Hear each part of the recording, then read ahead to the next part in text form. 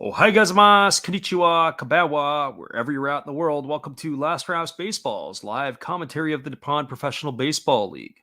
The commentary and views are our opinions and are not affiliated with the NPB, the Pacific League, Central League, or their sponsors.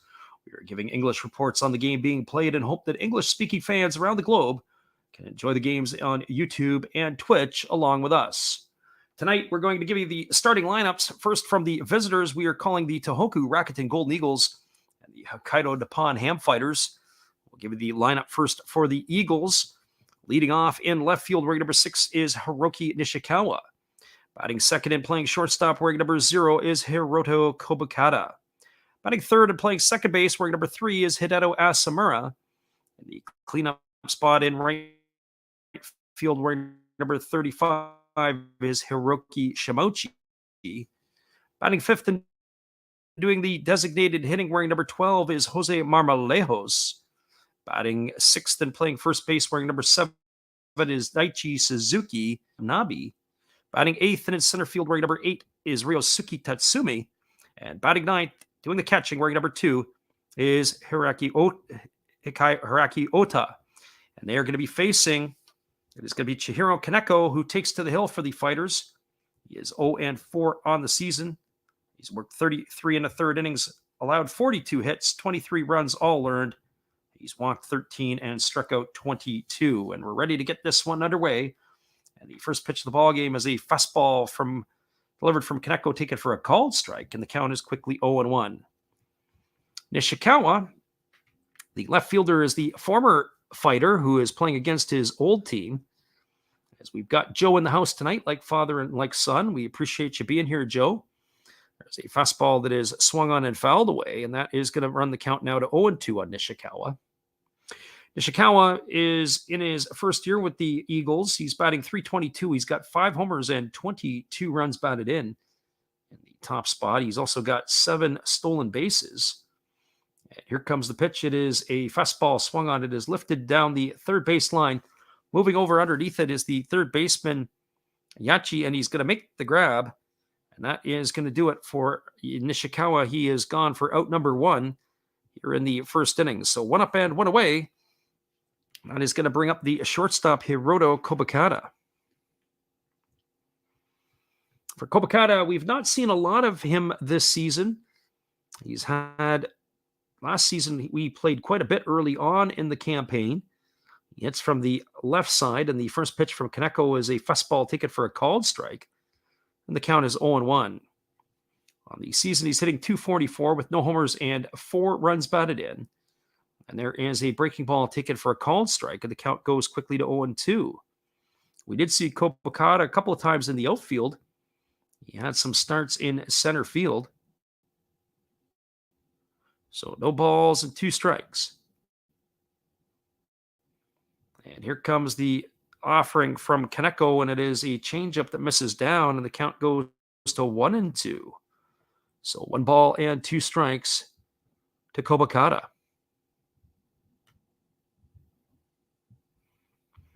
Kaneko has really struggled this season. He's been roughed up quite a bit. Here comes the 1-2 offering, and there is a breaking ball that misses upstairs, and the count is 2-2. As we said, he's been knocked around a little bit like a piñata. He's given up more than a hit an inning. He's also walked 13 batters, so we expect in this game between the 2 pitchers, he and Wakui, there could be a lot of traffic on the base paths. There's a breaking ball that misses upstairs, and the count now runs to 3-2. We chose this game tonight as it was a little bit later start. We weren't able to get to the earlier games. There's a fastball swung on. This ball is lifted to left field. Moving over toward the line is the left fielder, Imagawa, and he makes the grab, and that is 2 up and 2 away here in the first inning. That is going to leave it up to Hideto Asamura. And we've got Redbeard. We welcome you in here, Jimmy. We thank you for stopping in. We have Joe and Redbeard in listening to the game a bit.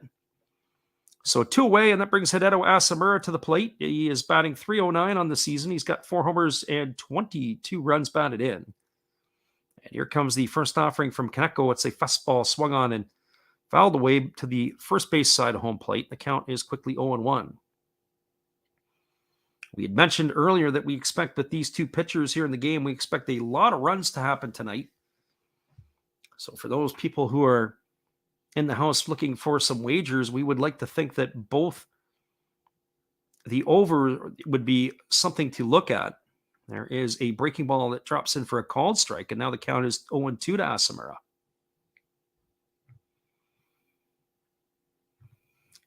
Kaneko ready to go back to work. He rocks into the motion. He kicks and delivers. There is a breaking ball swung on. It is slap foul down the right field line. It's going to keep the count at 0-2. Hideo Asamura is not a lifetime player for the Tohoku Rakuten Golden Eagles. He actually began his career with the Saitama Cebu Lions. And he had some free agency as we had some movement, a domestic free agent. He came to Tohoku in 2019. He's got some juice in the bat for a second baseman. Here comes the 1-2 pitch. There's a fastball swung on and missed, and Asamura is gone on strikes for out number 3. So the Eagles go quietly in their half of the first inning. There were no runs, no hits, no errors, and nobody left the board. We're through a half inning. It is the Tohoku Rakuten Golden Eagles, nothing. The Hokkaido Nippon-Ham fighters coming to bat.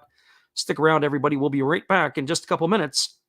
We appreciate you guys being here tonight. Here is our friend Dave to kick things off for us. Hey, everybody. Thanks for checking out the game. And Last Raps Baseball. This is Dave, Zero Thought Sports Cards. If you like pack openings, baseball, all that good stuff, check us out. Drop a comment on our channel this month to win a mystery pack of cards. All you gotta do is say Last Rap sent you to be entered. And we'll drop a video later on this month announcing the winner. Enjoy the game. Appreciate you, Dave. We'll be back in just a moment with the call of the bottom of the first inning. Stick around, everybody.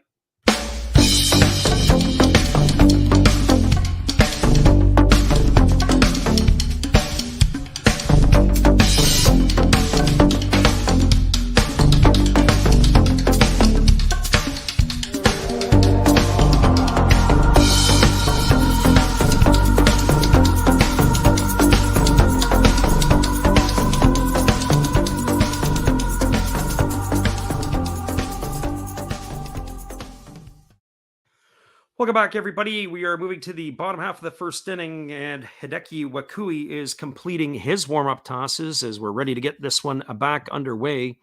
We'll give you the lineup quickly for the Hokkaido Nippon-Ham fighters. Just going to check a couple of my spellings, but we'll lead off. And playing in center field, wearing number 12 is Go Matsumoto. The shortstop wearing number 38 is Kazunari Ishii. Batting third is the left fielder, and that's Yuma Imagawa. The first baseman batting fourth is Renato Nunez. Batting fifth is Arizmendi Alcantara. He's playing second base and batting fifth. Batting sixth is the DH Yuki Nomura. Batting seventh is the third baseman. And that is going to be Ryota. And I have to confirm the spelling of his last name as I bring that up here for everybody. I've got it as Iachi. So here comes the first pitch from Makui. It is a fastball that misses up. 1 ball and no strikes to Go Matsumoto, who is the leadoff hitter tonight. And there's a pitch from Wakui. It's a fastball taken at the knees for a called strike, and the count is 1-1. It is Ryota Iachi. Sometimes I have to trust my own handwriting. The eighth hitter is Chusei Manami, and the last hitter is the catcher, which is Uetamiya. That is the batting order for the Nippon-Ham fighters. And there is a fastball swung on it. It is grounded up the middle. It's fielded backhanded by the second baseman, Asamura. He throws to first, and that is going to retire Matsumoto on a ground out 4-3 for out number 1 here in the bottom of the first inning. So 1 up and 1 away, and that'll bring up the shortstop, Kazunori Ishii. For Ishii on the season, he's hitting .233. He's got 3 homers and 17 runs batted in. He steps in to face the right-hander Wakui. Wakui pitches from the stretch position when there's nobody on. He rocks into the motion and delivers. There is a breaking ball that misses upstairs, and the count is 1-0. So 1 ball and no strikes. These two teams played last night, and it was a 2-1 victory for the Golden Eagles. The star right-hander Masahiro Tanaka picked up the win. It was his 3rd of the season. There's a fastball that's lifted foul. It's going to reach the seats, and the count is 1-1 on Ishii. So 1 ball and 1 strike. It was a home run by Tanaka, who did the damage in the 2nd inning. They were able to hold on in the 9th as they had given up 1 run. And there is a breaking ball swung on. It's grounded to short. Kobakata fields it. He throws on the run, and that is going to retire Ishii on a ground out 6-3. A very nice play by Hiroto Kobakata. Defender to watch. Doesn't carry a big stick, but he is a very good bunter, but very slick in the field as the shortstop, and he made a beautiful play to get it on the run to nail Ishii by about a half a step at first base. So that is 2 away. That's going to bring up the left fielder Yuma Imagawa. For Imagawa on the season, he's batting .263. He's got 6 homers and 11 runs batted in. He stands in on the right side waiting from the offering from Wakui, who kicks and delivers. There is a breaking ball taken for a called strike. The count is 0-1. Imagawa, his reaction, he probably wanted that one back. He buckled his knees. We've got Nash in the house tonight. We thank you for being here. And so here comes the deliver from Wakui. It is a breaking ball swung on and missed. The count now goes to 0-2. Nash asks the question, who do I think is going to win this game?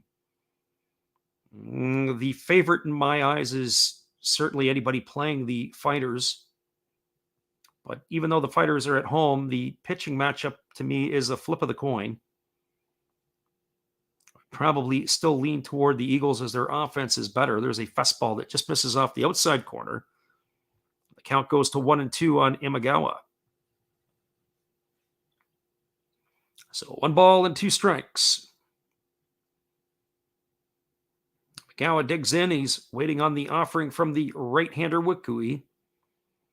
And here comes the pitch. He kicks and fires. There is a breaking ball swung on and missed. And that is going to do it for the Fighters in their half of the first inning. So 2 pretty quick half innings. No runs, no hits, no errors, and nobody left the board. We are through 1 complete. It is the Hokkaido Nippon-Ham Fighters, nothing. The Tohoku Rakuten Golden Eagles, nothing. Stick around, everybody. We'll be back in just a couple moments. Here is our friend Steve Rademacher. Be sure to check out his channel after the game and let him know it's time to get a haircut. Hello, kids. Steve coming at you. It's Steve Rademacher. And if you like interesting stuff, if you like to laugh a little bit, and if you enjoy collecting, this channel's for you. If you like non-sport cards, we have them. You like pseudo-sport cards, we open them. Even if you like entire boxes of completely pointless stuff or other sports, we have everything here. I drop a different video every day, and there's always a theme to it, from No Filter Friday to Saturday morning cartoons, even Sunday shoutouts. Once in a while, we'll get a little froggy and show Money Money Monday, where I showcase a bunch of my currency. We have Legos, we have Star Wars, we have a good time. We even have my brother on Takeover Tuesday. Be there or be square. Back to Freddy. Appreciate you, Steve, and your support of our channel. And in return, we like to support you. We have Eric Castile. I hope I said that correctly in the house. He said the Eagles are the favorites tonight, and I definitely think anybody who is playing the Fighters would be the favorites in most cases, even though the game is in Hokkaido. The Fighters, in my opinion, are probably one of the weaker teams in all the NPB and certainly are the bottom feeders of the Pacific League. And so here we go as we're ready to get back to the action, and it is Hiroki Shimochi at the plate. He takes a first pitch fastball outside for ball one. It's the heart of the Eagles batting order. It's Shimochi, Marmoleos, and Suzuki. He faced the right-hander Kaneko. And here's the pitch. It is a breaking ball that drops in for a called strike, and the count goes to 1-1. Shimochi on the season is hitting .245. He's got a homer and 11 runs batted in. He's a little bit off the pace. He hasn't quite heated up yet, as he may, and there's a breaking ball swung on it, is lifted into shallow right field. Moving in on it is the right fielder Manami. He makes the catch. That is going to be out number one here in the second inning. So one up and one away, and that'll bring up the designated hitter, Jose Marmoleos. For Marmoleos on the season, he's batting .210. He's got 3 homers and 11 RBIs. He's really started to pick up the pace lately. The AAA MVP last year in North America and former Seattle Mariner has started to find his form a little bit. He is another left-handed stick in the order, and there's a fastball swung on his line right back to the pitcher. Kaneko knocks it down. He flips it over to first, and he's easily able to get Marmoleos by about 6 or 7 steps. But Marmoleos hit that ball right on the screws. Kaneko does a nice job of swatting it to the ground. He's able to recover it. He almost made the catch. It was to his glove side, but he's able to retire Marmoleos at first base. That's going to go down as a ground out 1-3 in the books. And so that is for Suzuki on the season. He's hitting .216. He's got no homers and 5 RBIs. There's a breaking ball from Kaneko that's like a teardrop that drops in there for a called strike, and the count is 0-1. So no balls and 1 strike. Kaneko back to work. There is a fastball swung on. This ball is lifted into shallow center field. Camping out underneath it is the center fielder Matsumoto. He makes the grab, and that is going to do it for the Golden Eagles in their half of the second inning. So they go quietly and in order again. There were no runs, no hits, no errors, and nobody left the board. We are through 1.5. It is the Tohoku Rakuten Golden Eagles, the nothing, the Hokkaido Nippon-Ham Fighters nothing. Stick around, everybody. We'll be back in just a couple moments. The call of the bottom of the second inning. We're glad you're with us. This is Steve Rademacher, and I'd like to introduce you to my channel if you haven't seen it before. These are all the things I enjoy: sports, autographs, relics, non-sports Hall of Famers, pseudo-sports, Star Wars. That's my channel name and my name, and I would really appreciate it if you would come check me out and maybe even subscribe if you like it. Thank you for that for now, and back to your ball game.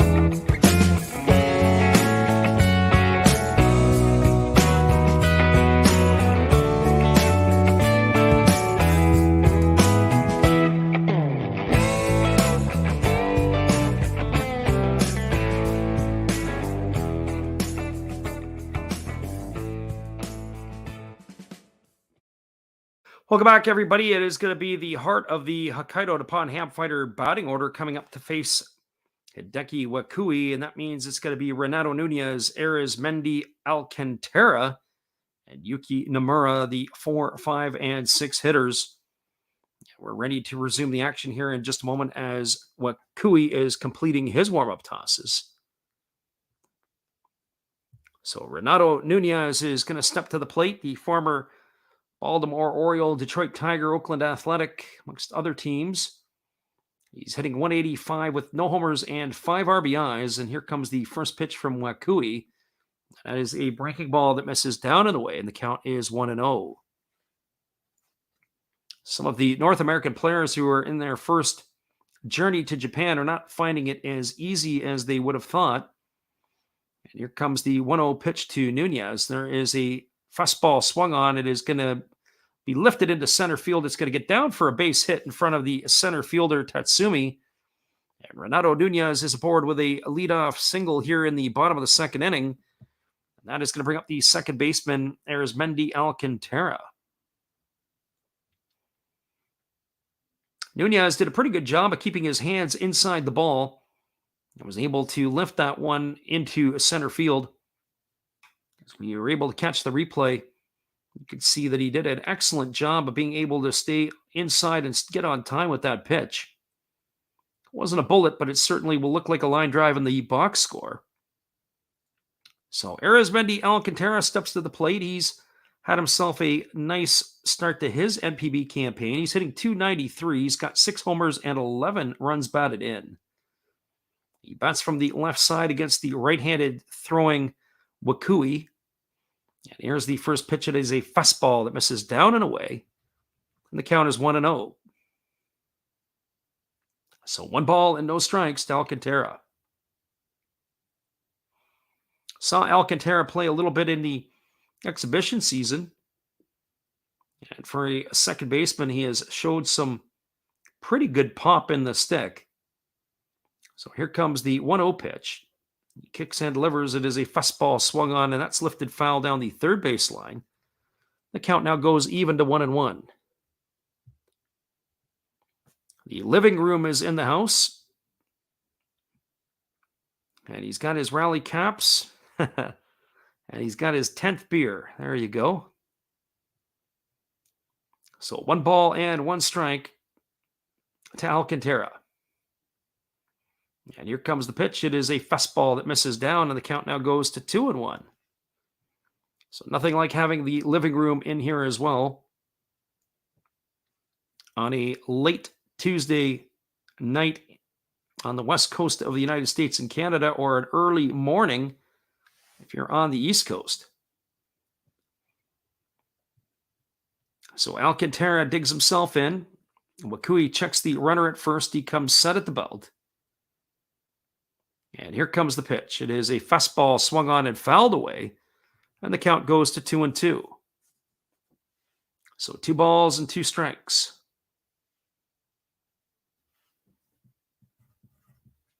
As we said at the outset, I would have figured it would have been a slugfest, or a game that would have been where people would have been putting their money on the over in this one, but it hasn't started out that way. We've only got the first hit from Renato Nunez here in the bottom of the second inning. He's the first base runner. So here comes the 2-2 pitch. There is a fastball swung on. This ball is lifted into left field. Moving back on it is the left fielder Nishikawa. He's got room. He makes the catch. And that is going to retire Alcantara, and returning back to first base is Nunez. So the living room is going to ask us some questions. He wants to throw out some topics to us, starting with Trevor Bauer. Well, Trevor Bauer, in my opinion, is in a precarious situation.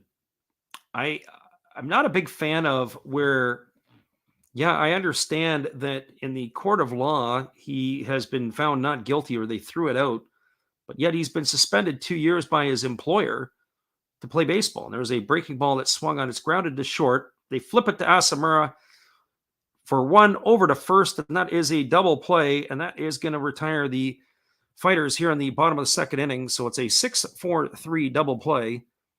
And that is going to do it here in the bottom of the second inning. I'll come back with my thoughts on Bauer in just a minute. There was no runs, 1 hit, no errors, and no fighters left aboard. We are now moving to the top of the third inning. We have a 0-0 ball game on our hands. Stick around, everybody. We'll be right back, and we'll talk about this Trevor Bauer stuff in just a couple minutes. We're glad you're here. Domo arigato. Sorry if I mispronounced that. I'm new at this. Thank you for watching Last Raps Baseball. Tell all your friends and family to come check him out, ask some questions during the telecast, and give him a good sub and a thumbs up. And this is Steve coming back at you, and some new things on my channel. Star Wars figures that everybody likes. We have Mad magazines from the 1970s. We try to avoid the Noid, and for your pleasure, once in a while, we can open up Michael Jackson if you want, the cards. We have Elvis. We have Sadahar O. We love everything that is everything, so we even have the Beatles fighting with lightsabers. Look at that, John and George. Once in a while, we'll even have my brother take over my channel on a Tuesday.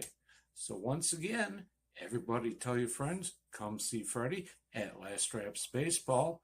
And right now, I'm going to kick it right back to you, Freddie. Appreciate you, Steve, and your support of our channel. In return, we like to support Steve Rademacher. Be sure to check out his channel after the game. We thank you guys for being here. So our friend in the living room has asked this question, and he says about throwing topics out of Trevor Bauer, and I'll talk about this.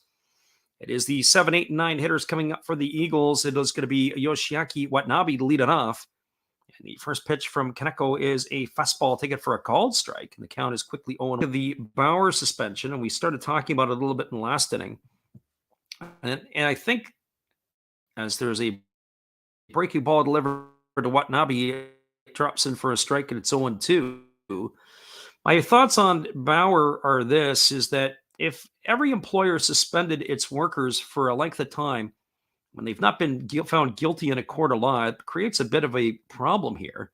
There's a breaking ball that swung on and fouled away, and the count remains 0-2. Basically, they're suspending him in the prime of his career, right in the middle of the potentially best years of his career. And so I have some challenges with that because he wasn't found guilty. Now, if we went and peeled back everybody's lifestyle of what they do behind closed doors with their wives and their girlfriends, there'd be a lot of embarrassed people, I'm sure, out there in the public domain. And there is a breaking ball swung on. This ball is hit to left field. Racing over to the left field wall is the left fielder, Imagawa, and he slams into the wall. He's not able to make the catch in foul territory.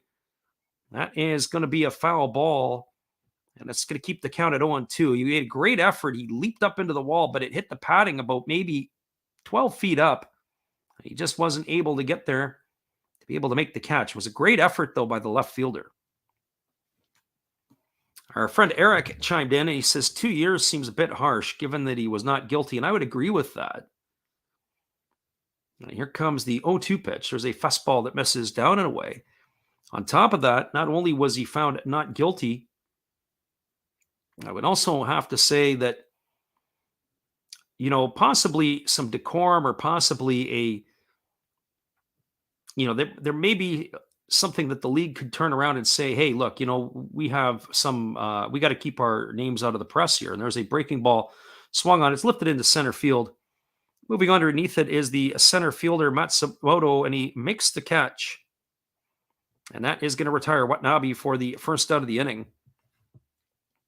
Certainly the public image of Major League Baseball is at risk. And so maybe a certain type of behavioral thing, but for 2 years, that's crazy that they're taking 2 years off of his plate. So here we go. Here we are back to the live action. And the first pitch delivered to Ryosuke Tatsumi is a breaking ball that misses down, and the count is 1-0.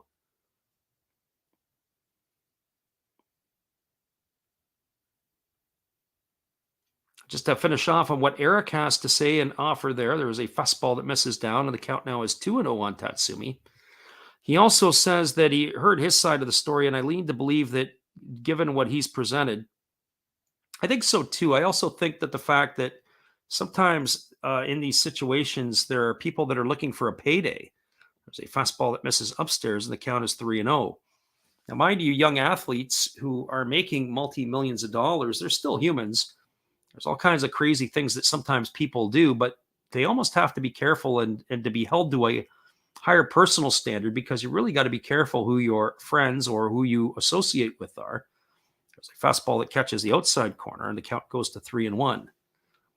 There are people that will want to latch onto you for a variety of different reasons. There is a fastball swung on. This ball is grounded through the 4-hole into right field. And Tatsumi has the first hit of the ball game for the Golden Eagles. He's aboard with a single, and that is going to bring up the catcher, Oda. I always have to do a double check because sometimes I'm not as familiar with the names of these players. It is Hikari Oda. I had left a letter off here, so Hikari Oda is the catcher. He's 1 for 4 on the season. That means he's batting .250, and that one hit has been a home run. And he's got himself a couple of RBIs. So Oda is up to bat. So here comes the first offering. And there is a fastball taken for a called strike. We got Alexander Leggett in the house. Welcome, Alex. Great to see you. Count is 0-1. So just one more piece, as Eric Castley also mentions. He says, no one got suspended for cheating in a World Series, did they? You'd have to probably go back all the way to the Chicago White Sox back in the 1920s when they were gambling on the World Series. There's a breaking ball that is taken. Off to the races goes Tatsumi. The throw down to second is not in time. It's actually by the shortstop, and it is fielded by Alcantara in shallow center field. It was a nice play by the second baseman to back up the throw, but that will be a stolen base for Tatsumi. He's moved himself into scoring position. It was actually a terrible throw by the catcher, Tamiya. It was into the right field side of second base, thrown into the runner. That's a suicide ball for the shortstop covering. So no balls and 2 strikes to Oda. So here comes the 0-2 offering from Kaneko, and it is a changeup swung on and missed. And Oda is retired on strikes for out number 2, so that is going to leave it up to the top of the order, Haruki Nishikawa. For Nishikawa, he is 0 for 1 today. He popped out to the third baseman his first time up. So he is 0 for 1 against the right-hander Kaneko. So just as I scroll down the list here a little bit, I think of some of this here that it is as we're talking about some stuff, to keep things out of the press in 2022, some of the things that I'm sure that for our older audiences here 30 years ago, there wasn't the social media, there isn't the phones, there isn't all the rest of that stuff, the pictures. Some of the stuff I'm sure that we could say we're in our proverbial closet. It's probably not something that would be able to keep out of the press today. There was a first pitch fastball swung on and missed. The count is 0-1. The question in the chat is, will this game be a high-scoring game over 5? As far as I'm concerned, it will be. I don't think much of either of these two starters, but the game has started off quite quiet. So here comes the 0-1 pitch. There's a breaking ball swung on. This ball is lifted into right center field. It's going to get down. It's going to get up against the wall. 1 run is in. The runner is rounding second. He's digging for third. Here comes the throw to third. The throw is not in time. It's also been bobbled. So Nishikawa has himself a triple as he knocked in Tatsumi. And he has got himself an RBI with a triple here with 2 out in the third inning. It was very interesting. Not only was the ball hit, but it got down on the turf and it went for a ride all the way to the wall. And off to the races was Nishikawa. He was able to get around the bases in a big hurry. And that's going to bring up the shortstop, Hiroto Kubakata. So for Kubakata on the season, or on the evening, he's 0 for 1. He popped out to the left fielder his first time up. So here comes the first offering from Kaneko. It's a fastball taken for a called strike, and the count is 0-1. So as I just slowly walk back up, our friend the living room was talking about it was hard to keep things out of the press today in 2022. There's a fastball that swung on and fouled off, and the count is now 0-2. Alex says he's decided to watch this on his phone. So there you go. Living room says, anybody got that stream for that 1920 White Sox game? Probably the whole playoff. So no balls and 2 strikes to Kubakata. And here comes a breaking ball that misses down, and the count now is 1-2. Living Room also says, you don't think Babe Ruth choked a few? Yeah, well, I don't know. I'm sure Babe Ruth had quite a few stories in his closet, especially on the road trips. We've got Ryan in the house. Welcome, Ryan. So here comes the 1-2 pitch. Kaneko kicks and fires. There is a ground ball that's smacked up the middle. And Kobakata has an RBI single, and it's now 2-0, just like that for the Golden Eagles. So an RBI single, that ball was not smashed. It was just grounded right past the pitcher, and it gets all the way up the middle. And Kobakata has himself an RBI single, and that's going to bring up the second baseman, Hideto Asamura. So we are asking the question, or those who've come in, is this going to be a high-scoring affair? A little bit surprised at how quickly this game got off to a quick start. The Eagles are now flapping their wings with 2 here on the board in the third inning. So Asamura tonight is 0 for 1. He struck out his first time up. And the first pitch delivered from Kaneko is a ball hit sharply to short. It's through the shortstop, Ishii, and it's into left field. That's going to be a base hit. He had the range to his right to try to knock it down. We're going to see what they're going to award him. I'm pretty confident that's going to be a hit. I don't think that's going to be an error. I think that almost took the head of the shortstop off. But just like that, we've got runners at first and second now with 2 away. I'm going to watch that one again on the replay. That ball was absolutely scorched. The shortstop ranged to his right. The ball took a crazy hop off the turf. There was no chance he was going to get to that unless he could have maybe knocked it down, kept it in front, but that is definitely a base hit. So now we've got runners at first and second, and it brings up Hiroki Shimochi. Our friend Ryan says he is going to be going to see the Binghamton Rumble Ponies on Saturday, June the 11th. Mark your calendars. There's a fastball swung on. This ball is lined over the left fielder's head. This ball is off against the wall. Imagawa is chasing it down. 1 run is in. 2 runs are in. And Hiroki Shimochi has got himself a double, knocking in 2 runs. As Kobakata and Asamura have crossed the plate, and just like that, there are now 4 runs on the board here in the third inning. So boy, did this game go a little sideways pretty quickly. So 4 runs and 5 hits so far in the inning. The right-hander Kaneko must feel like a piñata as he's getting knocked around.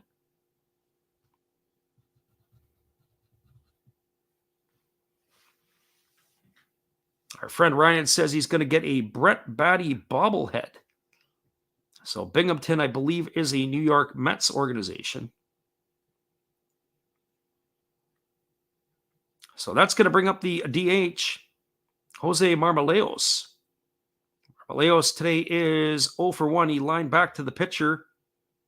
Ended up turning that into a ground out as he couldn't quite make the play. There was a split finger pitch swung on and missed. The count is quickly 0-1. So no balls and 1 strike to Marmoleos. The way the top of the order swung off Kaneko there, it looked like they almost knew what was coming. So it's a 4-0 Golden Eagles lead here in the third. There's a split finger pitch swung on and missed, and the count now goes to 0-2.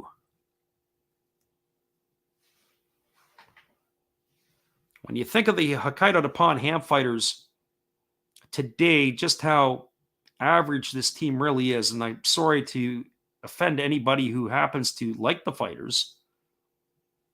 The reality of it is they're not very good, but you think of the 3 starting pitchers that they've lost over the last 15 years, Yu Darvish, Shohei Ohtani, and also Kohei Arihara have all left for the big leagues. There's a split finger pitch that misses down. The count's 1-2. We got Big Ray in the house tonight. Welcome, Big Ray.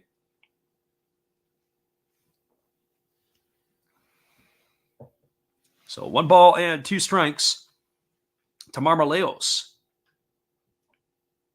So Kaneko cruised through the first 2 innings, and even into this inning, he retired 7 straight. Now he has been roughed up for 4 runs here. And I say roughed up because there's been some balls hit pretty hard. Here comes the 1-2 pitch to Marmoleos. There's a fastball taken for a called third strike. Kaneko gets himself out of the jam, but not before giving up 4 runs here. There were 4 runs in the inning. There were 5 hits. There was no errors. And there was 1 runner left on base. We are now through 2.5 innings. It is the Tohoku Rakuten Golden Eagles 4. The Hokkaido Nippon-Ham Fighters nothing. Stick around, everybody. We'll be back in just a couple minutes. The call at the bottom of the 3rd inning. We're glad you guys could pop in tonight. We appreciate you and we care about you. Hold tight, everybody. We'll be right back.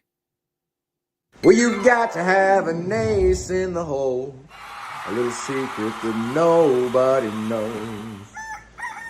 Life is a gamble, a game we all play, but you've got to save something for a rainy day. You've got to learn to play your cards right if you expect to win in life. Don't put it all on the line for just 1 roll. You've got to have an ace in the hole.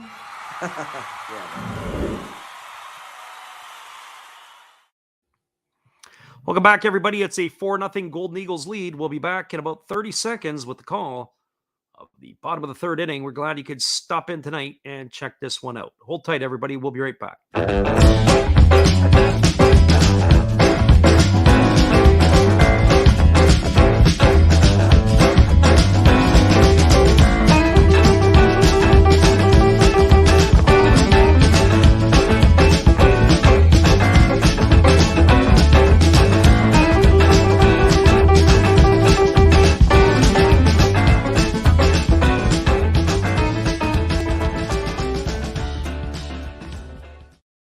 Welcome back, everybody. This one got ugly pretty quick here. It was a 0-0 ball game for the first couple innings, and then all of a sudden, just like that, it was like a wick of matches were lit on fire, and an explosion occurred as the Tohoku Rakuten Golden Eagles pumped out 4 runs in the top of the 3rd. It's going to be the bottom 3rd of the batting order coming up for the Fighters. The first pitch delivered from Wakui is a fastball that misses outside. The count is 1-0. It is Yachi, Manami, and Tamiya to face the right-hander Wakui here in the 3rd inning. The second pitch is a breaking ball swung on and fouled away. The count is now 1 ball and 1 strike. Wakui's hardly broken a sweat in his first 2 innings of work. He threw 18 pitches in the first 2. He's thrown almost as many warm-up tosses between innings as he has in-game pitches. So here comes the 1-1 pitch. There is a breaking ball taken for a called strike, and the count now is 1-2.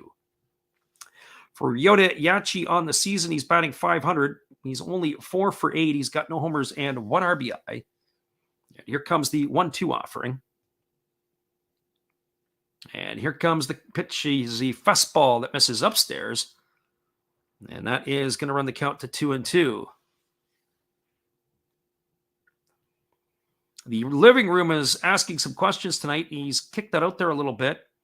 The first one we talked about a little bit was about Trevor Bauer. And there's a fastball taken for a called 3rd strike. Yachi stood there like the house by the side of the road and watched it go by for strike number 3. And that's going to bring up the right fielder, Chusei Manami. One of the questions that the living room has asked is, he says, everybody in the MLBPA thinks the baseballs suck. Well, I'm not really sure 100%. I've heard a few topics about this year. One of the things a few years ago they did is they went to the lower seam baseballs. Obviously, the higher the seams, the more movement you can get. You can create a little bit more cut, run, a little bit of depth on the ball. There's a first pitch breaking ball delivered to Manami, and that is down for ball 1. Manami on the season is only hitting .153. He's got 4 homers and 9 RBIs. He's got a little bit of juice in the bat. So here comes the 1-0 pitch.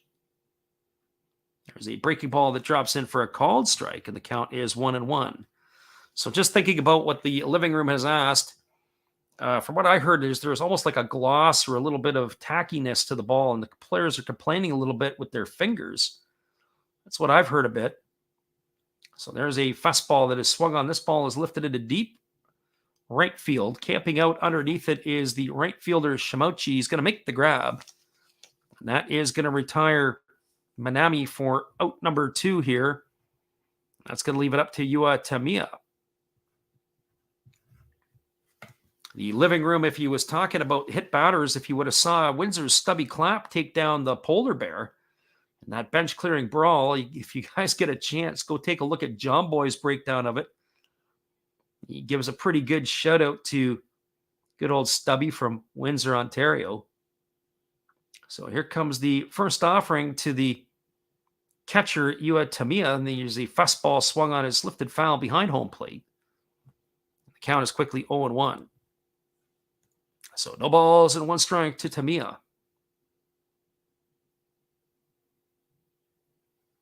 Wakui ready to go back to work, and the catcher squares to bunt. It's fielded by the other catcher, Oda. He throws to first, but that is going to be a foul ball. That is going to be no balls and 2 strikes.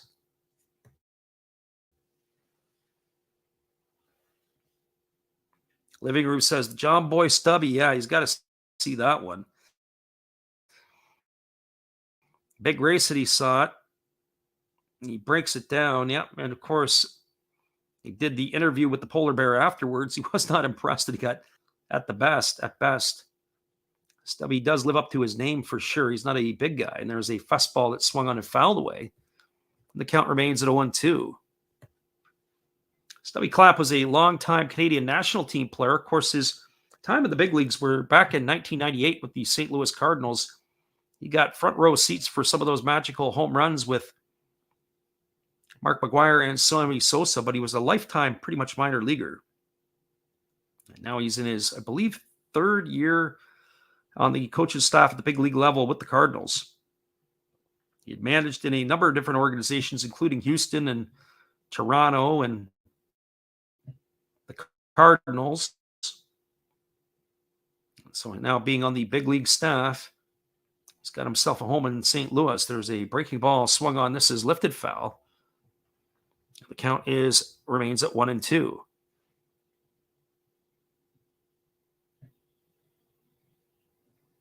I see what Big D says. He thinks he drew a Jock Peterson this week.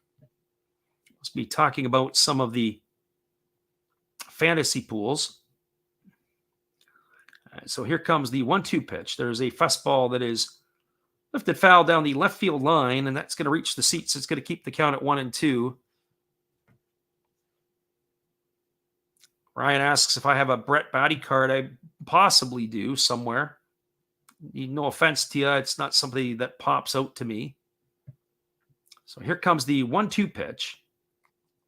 There is a fastball swung on. It's grounded softly over to third.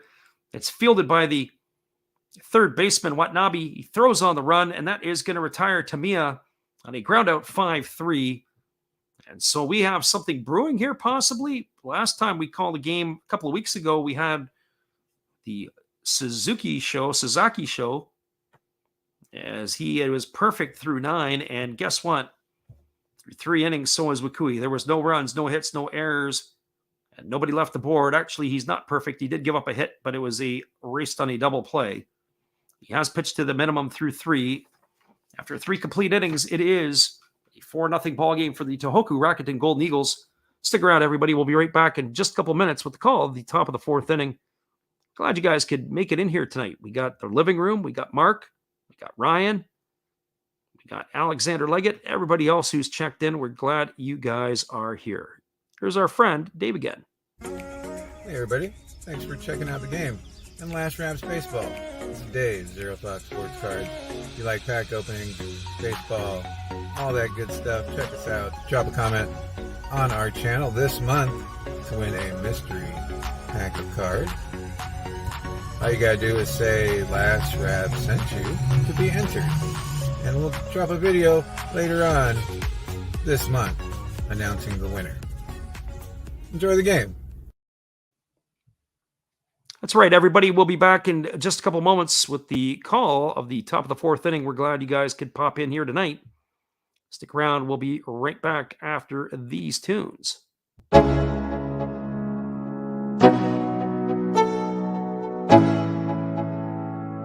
Let's go. Yo.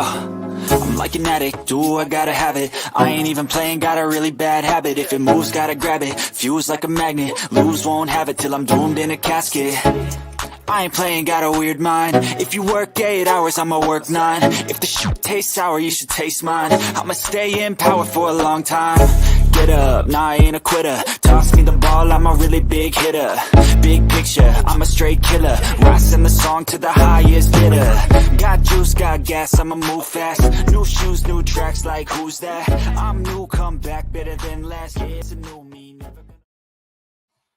Welcome back, everybody. We have the 6, 7, and 8 hitters coming up to bat for the Golden Eagles here in the fourth inning. It's Daichi Suzuki to lead it off against the starter Chihiro Kaneko. First pitch delivered was a fastball taken for a called strike. The count is 0-1. Kaneko comes back with another offering, and it's a fastball down, and the count goes to 1-1. So 1 ball and 1 strike to Daichi Suzuki.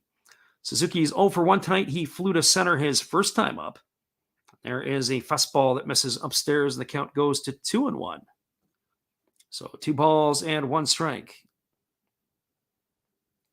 So back to the question that the living room asked a couple innings ago was about the balls. And sometimes, it's always one of those things where players have to be able to adapt and adjust. There's a fastball that misses down, and the count's 3-1. I don't really know what the pitchers are complaining about. They seem to be dominating the hitters. You start looking at the lineups across Major League Baseball, there are some pretty ugly batting averages across most of the teams. There's a fastball swung on. It is grounded over to first. Fielded neatly by Nunez. He races to the bag, and that is going to erase Suzuki. It goes as a ground out to 3 for out number 1. You're in the top of the fourth inning, and that's going to bring up the third baseman, Yoshiaki Watanabe. For Watanabe tonight, he is 0 for 1. He flew out to center field in the third inning. And he is facing the right-hander Kaneko for the second time. So Kaneko rocks into the motion. There's a fastball swung on it. It is lifted into shallow left field. Coming in on it is the left fielder Imagawa. He makes the catch. That is going to retire Watanabe for the second out of the inning. So 2 up and 2 away. And it's going to bring up the center fielder, Ryosuke Tatsumi. Tatsumi was the one who was responsible to get this thing going. Alexander Leggett says a lot of these runs seem to be coming in bursts. Yeah, there were crooked number in that inning. And outside of that, it's been pretty quiet on the base paths. There's a breaking ball that misses down and in. The count is 1-0 to Tatsumi. Here we go, rocking into the motion. He kicks and delivers, does Kaneko. There's a fastball taken for a called strike, and the count goes to 1-1. For those of you who are interested, tomorrow we are going to be on the air in the daytime to do some Major League Baseball. We weren't 100% sure what we were going to do, but with all the bad weather in the Midwest, there's a breaking ball swung on. This ball is hit into center field. Racing in is the center fielder Matsumoto. He makes the catch.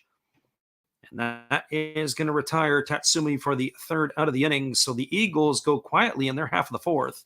There was no runs, no hits, no errors, and nobody left the board. We're now moving to the bottom of the fourth inning. It's still a 4-0 ball game for the Tohoku Rakuten Golden Eagles. Stick around, everybody. I'll be back in just a moment with the call. After this, we appreciate you all being here. Here's some more Japanese Hall of Fame memories.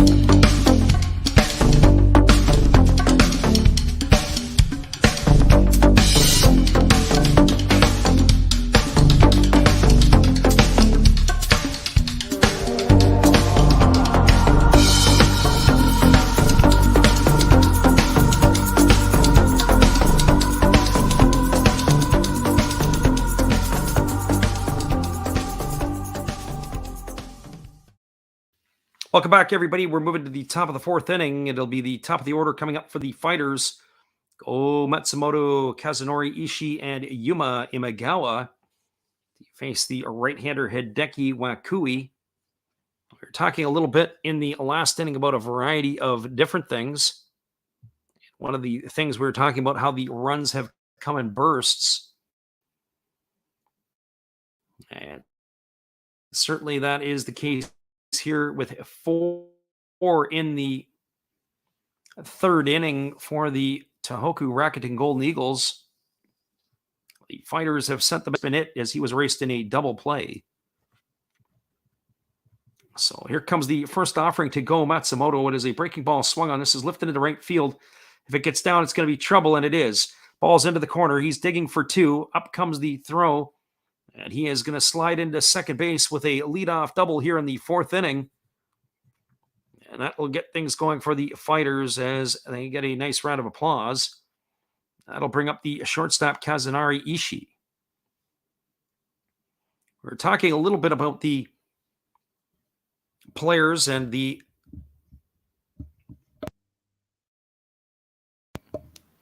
we're talking a little bit about, as I said, about the players and about some of the other things. We were talking specifically, obviously, the first topic that our friend Living threw out was about Trevor Bauer. The second one was the baseballs. Now he asked the question is, who's your favorite spark plug? Is Munenori Kawasaki. Kawasaki, of course, had some memorable moments as a Toronto Blue Jay. There's a breaking ball dropping in for a called strike, and the count is quickly 0-1. He was certainly an entertaining fellow. Every once in a while, you get some of those ones. I remember back, I'm old enough to remember the rookie year of Mark Fidrich back in the 70s. Fidrich came in there, although he was a pitcher. He was completely a flake. If you ever get a chance to see some of his YouTube stuff, he used to talk to the baseball. He used to fill the dirt in on the mound. He was absolutely a nut. There's a ball that misses low, and the count's 1-1. Fortunately for Fidrich, he left this planet far too soon. He actually passed away in an accident as he was repairing a vehicle in his garage. The vehicle had come off its, I want to say it's not its moorings, but it had come off the platform and landed on his chest, and it crushed him, killed him. There's a ground ball delivered by the pitcher. Ishii has hit it to second base. It's fielded neatly by Asamura. He flips it over to first, and that is going to retire Ishii. It's going to advance the runner Matsumoto over to third. That is going to retire Ishii for the first out of the inning. Living Room says the Tigers, absolutely. That's probably the one I really enjoyed it because obviously he ended up getting hurt the next year in spring training and was never the same after that and was pretty much out of baseball. But one of the greatest one-year wonders in all of ball. But when you think of spark plugs, and we're not talking about everyday players, but guys who can come in and give you a bit of a jolt. There's a first pitch fastball that is delivered to Imagawa. It's swung on and missed. The count is 0-1. So no balls and one strike. Our friend Big Ray says, let me know if I am cutting in and out. I did have to make a minor adjustment there. So here comes the 0-1 pitch. There's a fastball that misses upstairs, and the count now goes to 1-1. So let me know if I'm cutting out or if it is just Big Ray. I seem to have some pretty smooth connections tonight.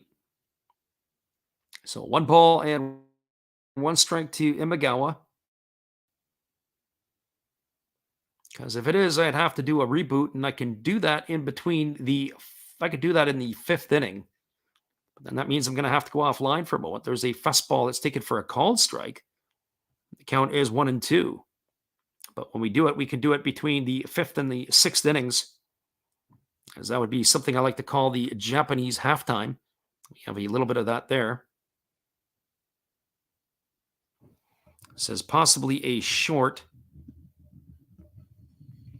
Not sure there. I'm just going to double check my connections. Just let me know if it keeps going there, fellas. There's a fastball that is swung on and missed. And Imagawa is retired for the 2nd time on strikes. He is now gone for out number 2, and that's going to bring up Renato Nunez. Yeah, just let me know if you guys think that it's kicking out in and out here a little bit. I can also bounce over and see what my Twitch feed sounds like. Usually it is pretty reliable and fairly quick. Doesn't seem to have that lengthy delay that the other stuff has. Although it could be, maybe with our stuff here, could be maybe it's a little bit of a lag. And there's a first. Nunez is 1 for 1 today. He singled his last time up, but was erased in a double play.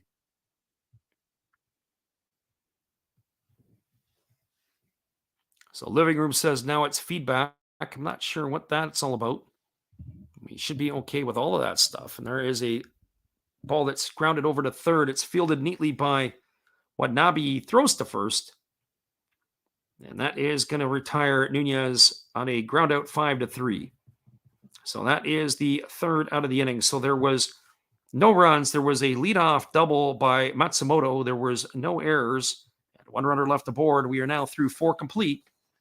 It's the Tohoku Rakuten Golden Eagles for the Hokkaido Nippon-Ham Fighters. Nothing. Stick around, everybody. We'll be back in just a moment. We're glad you guys are with us. Hold tight. Here's our friend Matt. Good evening, ladies and gentlemen. Namaste. Hey, I hope you guys have been enjoying the game. My name is Hollis. I've got a YouTube channel called Another Hollis Build. I love baseball cards. I open up brand new product for you guys. I open up old stuff. I do breaks. I do auctions. All kinds of stuff concerning baseball. I'm Friars faithful, Padres to the end. I also love Garbage Pail Kids and my animals. I have a ton of animals. It's like a mini petting zoo here around my house. I also love my city. San Diego, baby. I take you all around the city and show you what's up. If you guys dig stuff like that, cruise on over and check it out. It's Another Hollis Build. If you dig it, subscribe. I'd really appreciate to have more follow me along on the journey. Hey, either way, you guys have a wonderful day or a beautiful, beautiful evening. No matter which one it is, make sure that you make it great, my friends. Big up Last Raps Baseball. Yeah, Freddie, let's go. One love and peace. Yeah, man.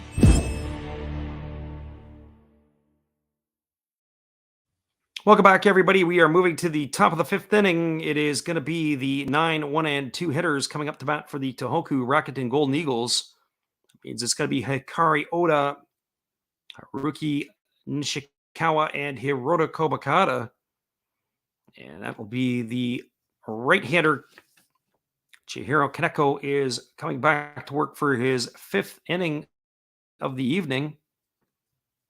He is at 55 pitches through the first 4, but it was that crooked number of 4 runs in the 3rd inning that have them down in the count right now. And here comes the first pitch. It is a breaking ball that misses outside. The count is 1-0 to Oda.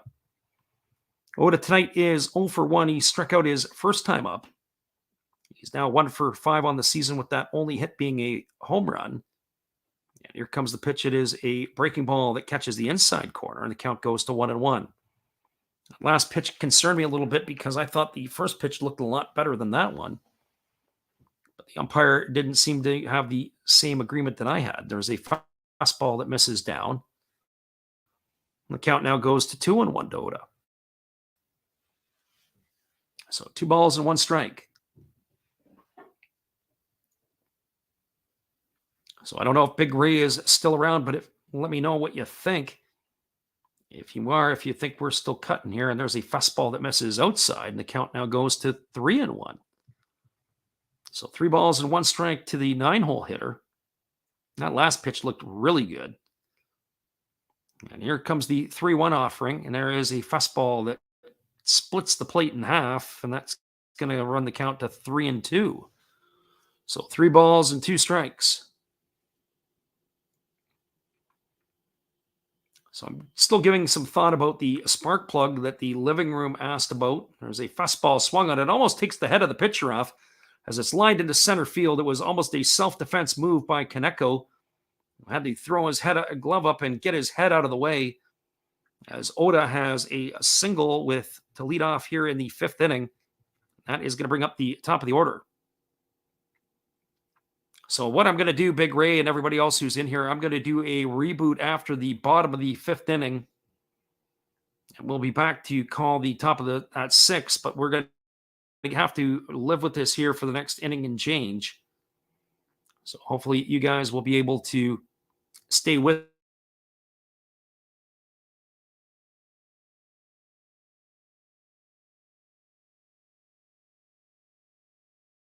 At least my is swung on and missed. And the count is 0-1 to Nishikawa. We want to try to give everybody some good audio here while you're listening in. There's nothing worse than having it crackling in and out. It's more than likely the connection that we have. We did have some thunderstorms in the area earlier, so that possibly could have affected the Wi-Fi. Here comes a changeup that misses down, and the count now is 1-1 to Nishikawa. Nishikawa tonight is 1 for 2. He tripled his last time up and scored a run. He also knocked in a run, and he popped out to the third baseman. Living Room says BC Internet. Well, nah, not really. We don't usually get storms out here. Yeah, it is Shaw, unfortunately. So here comes the 1-1 pitch. There's a breaking ball swung on it as pop foul over on the third base side. The count now runs to 1-2 on Nishikawa. We got two choices. It's either Shaw or Tellis.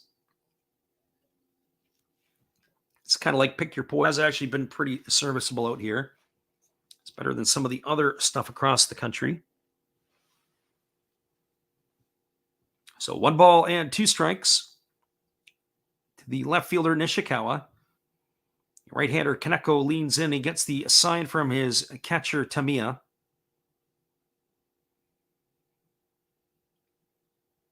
Stepping off the mound is Kaneko. So 1 ball and 2 strikes says we're ready to go back again. Alexander Leggett says the connection seems to be fine for him, so I have to make a decision whether we're going to do it or not. Here comes the pitch. It is a fastball swung on and missed. Nishikawa is erased on strikes for note number 1 here in the 5th inning. Living Room says it's working at 98%. That's probably what the Shaw will tell you too, that they're working at 98%. Alexander Leggett says he loves the fighter's inability to close out anything. Ballpark next year. I wonder how that's going to work. I think it's next year that they move in. And based on some of the photos I've seen, it's a spectacular looking place. They throw over to first base, and diving back in time is the base runner Oda. Hiroto Kobakata is a bunt machine, but this may not be the case for him. Eric says it's working most of the time, which is good. It's not bothering him, so we'll just keep trucking away at it. Living Room says he likes those odds at 98%. Again, throwing over to first is Kaneko, and again, diving back is the catcher Oda.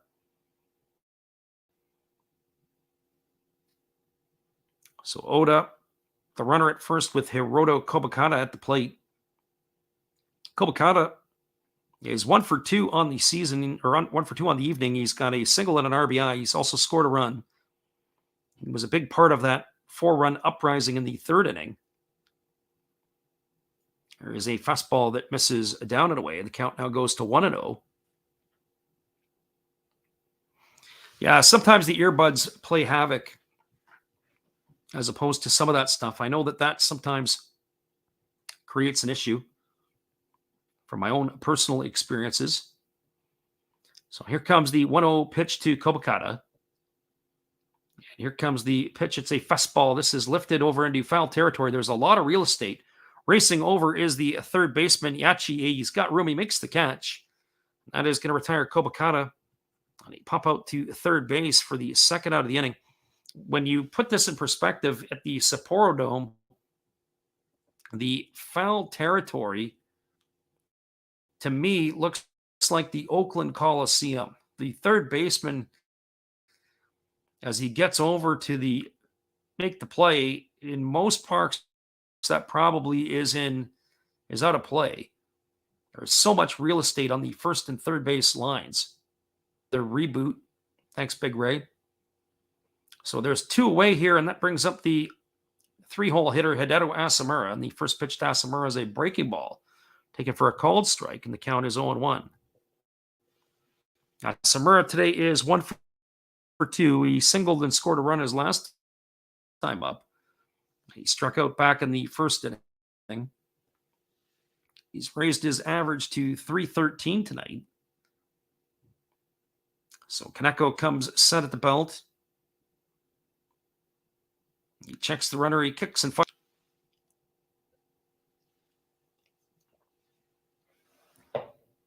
Big Ray says it was a little bit more on his end. It's because we're getting the Indiana weather out here, Big Ray.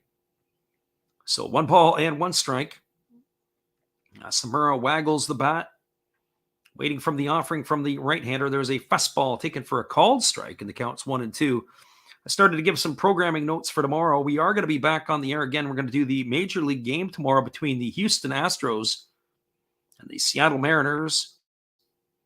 Curious to see Justin Verlander pitch. He's having a great year. So Alexander says now we're starting to cut in and out again. So maybe we need to do that reboot at the end of the 5th. So hang tight, everybody. So here comes the breaking ball that misses down and away. So the count now goes to 2-2. We're going to cut it out. Just let me know if you want us to do that reboot. We have to make that decision in the bottom of the 5th. Because after the 5th inning, then we're in for the long haul here. So 2 balls and 2 strikes to Asamura. So Kaneko holds at the belt. And now he kicks and delivers. It's a fastball that is swung on. It is lifted into foul territory on the first base side, and it looks like it's going to reach the seats. And that is going to keep the count at 2 balls and 2 strikes to Asamura.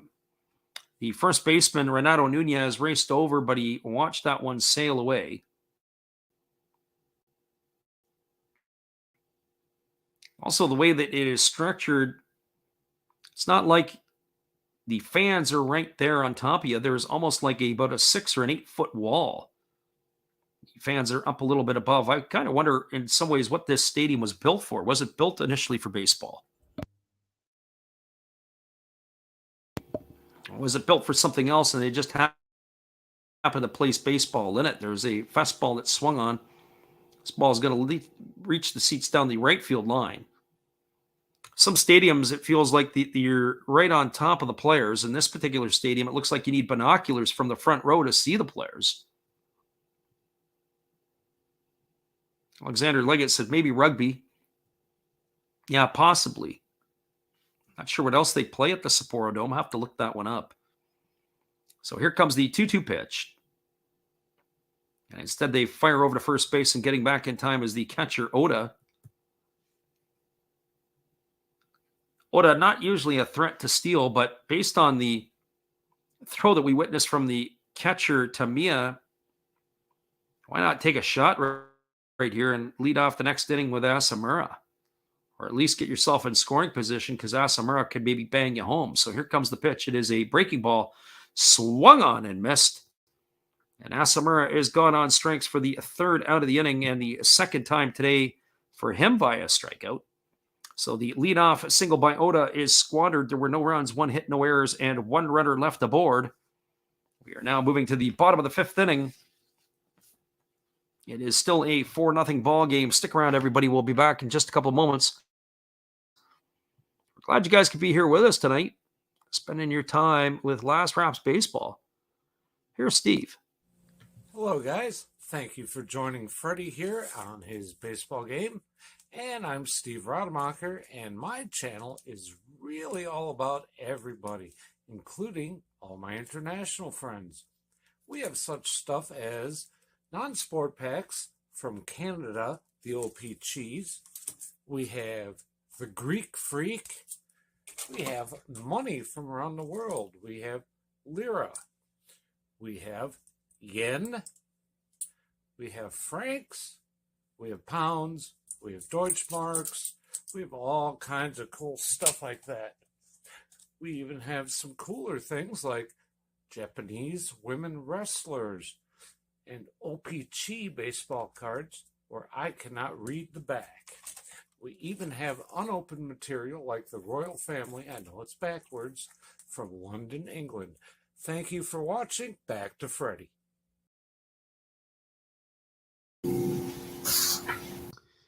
Welcome back, everybody. I don't know if you can hear me, but let me know if you can. I just tried to make an adjustment with a couple of the chords here, but we are back ready to call the bottom of the fifth inning. It is going to be Arizmendi, Alcantara, Yuki Nomura, and Ryota Yachi coming to bat. So maybe we played around with our chord a little bit, and maybe the short has gone away. So Alcantara to get things going. Lead right now for the Tohoku Rakuten Golden Eagles. I had to make that slight little adjustment. And we'll see if that is any better. So we've got ourselves Alcantara, who's 0 for 1 tonight. He flew out to the left fielder his first time up. And here comes the first offering from Wakui. It's a breaking ball that drops in for a called strike. And the count is quickly 0-1. Wakui tonight is cruising right along. He's obviously found the right tonic and facing the fighters. Let's see how he's going to fare here against Alcantara. Here comes the 0-1 pitch. He kicks and delivers it as a fastball that's fouled away, and the count is now 0-2. Feel much better tonight. Last night, I thought I was going to have to fall asleep in about the 8th inning. It's actually a really good ball game, but I was absolutely exhausted having to call that one. It was a long day the day before. Ended up getting in a very good rest, but just by the time we got into the 7th and 8th inning, once we had that grand slam by Yuki Yanagita, I was concerned we weren't going to be able to keep our eyes open for the rest of that game. And there's a fastball swung on and missed. Alcantara is retired on strikes for out number 1. So 1 up and 1 away. It's going to bring up the designated hitter, Yuki Nomura. But the way this game is being played out right now, this game is moving quickly. Alexander Leggett says, yeah, he passed out there. He tapped out early. I think he got to hear the grand slam, and then that was about it. And I think you were glad you stuck around for that. So here comes Yuki Nomura to the plate. He grounded into a double play his first time up, and here comes the offering from Wakui. It's a fastball swung on and fouled straight back. And the count is quickly 0-1 to Nomura. Nomura has a couple of home runs on the arms out. He kind of reminds me of Matt Olson when he comes up to bat. There's a fastball that misses outside. The count is 1-1. Although Matt Olson is a left-handed stick, Nomura is a right-handed stick, but just think about how far he extends his arms in front of his body. So 1 ball and 1 strike, and here comes the offering from Wakui. It is a breaking ball down. They checked down at the umpire at first base to see if Nomura went. They said he didn't go. The count is now 2-1. Alexander Leggett says, yeah, the 7th inning was a perfect time to dip. Yeah, absolutely. Here comes the 2-1 pitch. There is a breaking ball swung on. This ball is lashed down the left field line. If it stays fair, it's trouble, but it's going to land foul in the left field corner. That's going to run the count now to 2-2. So 2 balls and 2 strikes to Nomura. As I said before, this is quite the cavernous park. It is a good attendance tonight for this one here. Here comes the 2-2 offering. It's a breaking ball swung on. It's lifted foul. Oda is racing over, but it's going to reach the seats. It's going to keep the count at 2 balls and 2 strikes. Last night's ball game between these two teams, the attendance was just over 20,000, 20,087. If I had to guess tonight, it's probably about the same, maybe even a little bit larger. There's a breaking ball swung on. This ball is lifted into deep center field. Racing back as the center fielder, Tetsumi. He reaches up. He makes the grab. That ball was absolutely scorched. A nice play by the center fielder to make the running grab. And that is going to retire Nomura for the second out of the inning, and that's going to leave it all up to Ryota Yachi.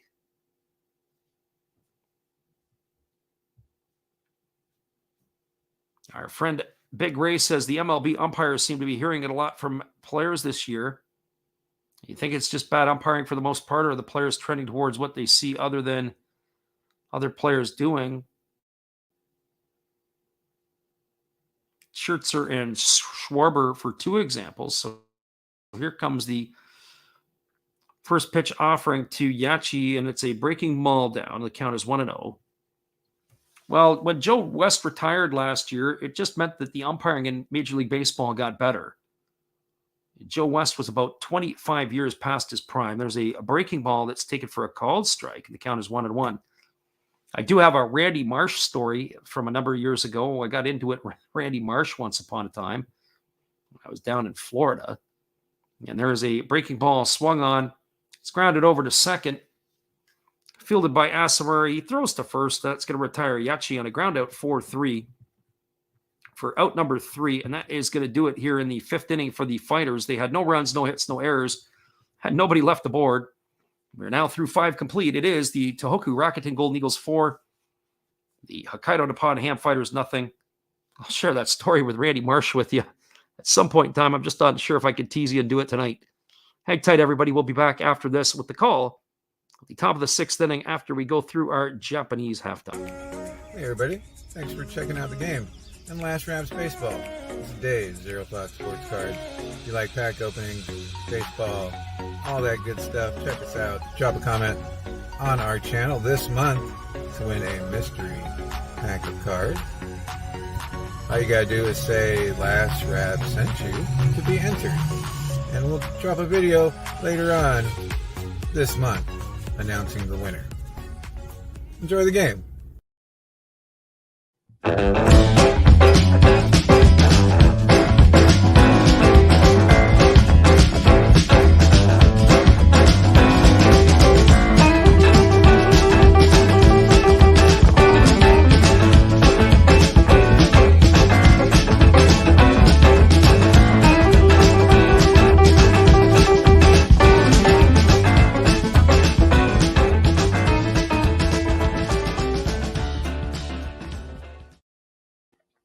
Welcome back, everybody. We're going to take a quick look at the out-of-town scoreboard from around the NPB. Well, first of all, look at all the games in the Central League. It is in the top of the 5th inning. The Yokohama Dana Bay Stars have a 2-0 lead over the Chinichi Dragons. In the bottom of the 4th inning, the Tokyo Yakult Swallows have a 1-0 lead at the Koshin Stadium against the Hanshin Tigers. The Murray Giants and the Hiroshima Carp are all knotted up at zeros. That is in the top of the 5th inning. The other scores from the Pacific League. In the bottom of the 7th inning, the Chiba-Lotte Marines have a 7-4 lead on the Sedaba Cebu Lions. The Oryx Buffaloes and Fukuoka SoftBank Hawks are all knotted up at 1s. That's in the top of the 7th. And of course, the game we have here, the Tohoku Rakuten Golden Eagles got all 4 runs in the 3rd inning, holding a 4-0 lead on the Hokkaido Nippon-Ham Fighters. That brings you all up to date on the action in the NPB. And so we'll be here with you guys when we're making the calls for the rest of this one. The top of the 6th inning. Coming up for the Eagles will be Shimochi, Marmoleos, and Suzuki. But as we said, we're in the proverbial Japanese halftime, so it's going to be a few minutes away. Stick around, everybody. We'll be back in just a couple, but we're glad you're with us. And we'll be right back after this from our friend Steve again. Hello, friends. Steve coming back at you, a clean-shaven Steve. Thank you for watching Last Raps Baseball. And please continue to support my channel among others, like Another Hollis Build. Awesome commercial. And now I'll show you a few more things that we do have. We have toys, like this bobblehead Star Wars on wheels. We have Noids. We can't keep avoiding them forever. We do have Legos. Love my Legos. We have Origami Folder. Check him out. He's new into this, getting started, has good following already. We have Red Beard Breaks. And we also have these things that, in a pinch, will tell you what your temperature is. So, if you like all of this, and if you like Last Raps Baseball, join all of us. We'd love to have you. And I know you would enjoy us. Thank you, peace, good night, and cheers.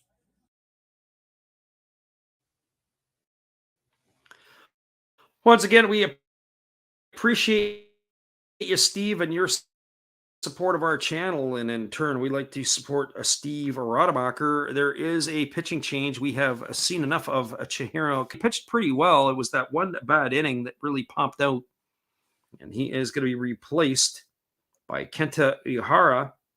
Will be a left-hander taking over here in the ballgame, and so he is completing his warm-up tosses. And we are about ready to get this one back underway here in the 6th inning.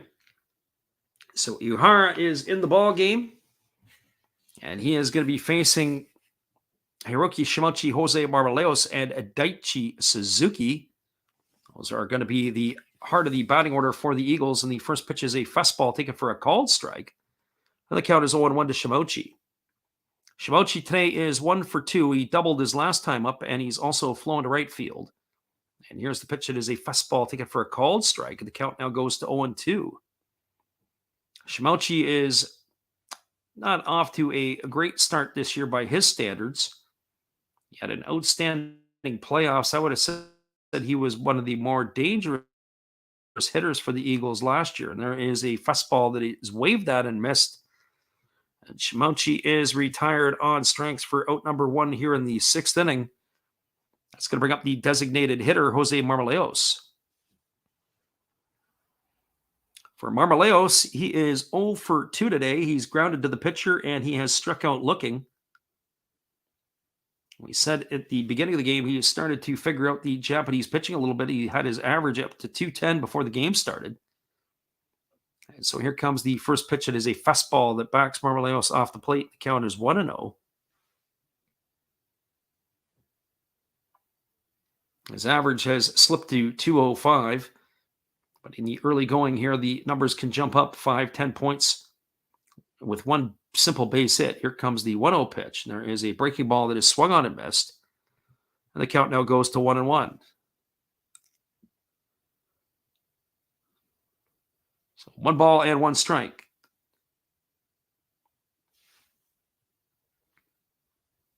Marmolejos ready to wait on the offering from Ihara, and it is a fastball that misses down and away, and the count goes to 2-1. So 2 balls and 1 strike.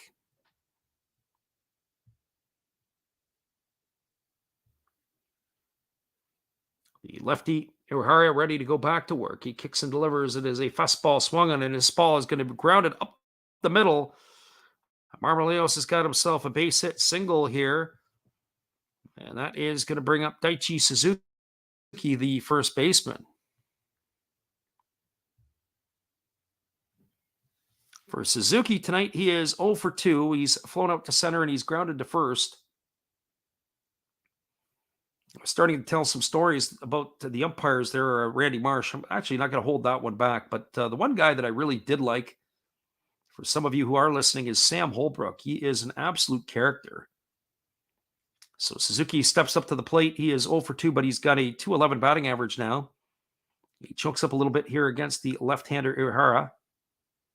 And here comes the first offering. It is a fastball taken for a called strike, and the count is 0-1. So he is, I believe, a Kentucky native, is Sam Holbrook, but he's an absolute character. Really, really, really enjoy his presence. I'm sure it'd be an interesting guy on a crew. There's a fastball that misses down, and the count now is 1-1. So 1 ball and 1 strike. He was the guy who was the jokester. He's always got a few jokes up his sleeve. He really does enjoy himself as an umpire. Sometimes people who officiate the games, they start to get a little bit full of themselves a bit, but not Sam Holbrook. There's a fastball ticket for a called strike, and now the count is 1-2. The living room asked the question is, what about what you do with Angel Hernandez? Actually, Angel Hernandez, despite the fact of being probably arguably one of the worst umpires in all of baseball, the funny part there is that Angel Hernandez is pretty candid. They threw a microphone in his face when the COVID stuff went on, and there's a breaking ball that is half swung on, and Suzuki is retired on strikes for out number 2. So that is going to leave it all up to it is, and what do we do with Angel Hernandez? So when the COVID went down a couple of years ago, they threw a microphone in front of Angel's face as he came walking out, and he says, "We'll see you in June." Of course, he took a little heat from Major League Baseball about it, but the reality of it is he was right. Angel Hernandez is like, we're not going to be back in 2 weeks. We're going to be back at some point in the summer, so we'll see you then. So here comes the first offering to Yoshiaki Watanabe. It's a fastball ticket for a called strike, and the count is 0-1. But I've seen Angel Hernandez umpire. I was at a game in Arizona. I was right behind home plate. I was in the front row. And he has these, I don't know, these religious beads that will hang off. He wears them and they hang off his wrist. And he's got all kinds of stuff going on over there. And there's a breaking ball that's down. They appeal down to the third base umpire and they say that Watanabe didn't go, and the count now goes to 1-1. But he's definitely an interesting kind of character. But yeah, it's certainly somebody that you have to wonder about because he's not very good at what he does, and the union is able to protect him. So every time that he gets on a home plate or he's on a game, you just have to cringe because you just don't know what's going to happen. But the umpiring hasn't gotten better over the years. I think the umpiring overall has gotten better in Major League Baseball. You go back 40 years ago when we had the likes of Ken Kaiser, the former wrestler. Some of his antics were legendary. I saw a video of Ken Kaiser when the White Sox and the Angels were playing one another. And he had a beef with Terry Bevington, the one-time White Sox manager, and there's a breaking ball swung on tap foul. So Tony Phillips comes to lead it off for the Angels, and Phillips is up at the plate, and the first pitch of the ball game was a fastball right down the middle, and Ron Karkovice, the catcher for the White Sox, whiffed on it intentionally. At least Kaiser felt so, and he took it right in the mask. That was the first pitch of the ball game.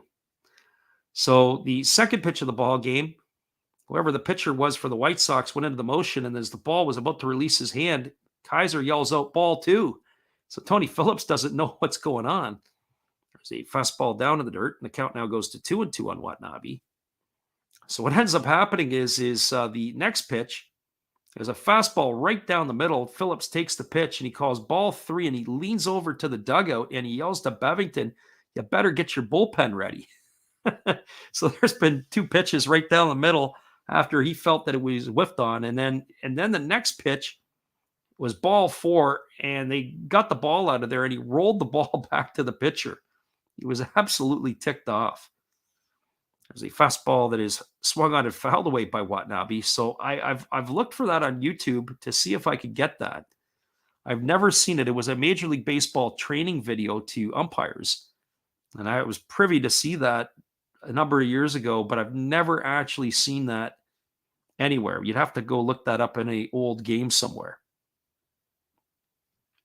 So 2 balls and 2 strikes to Watanabe.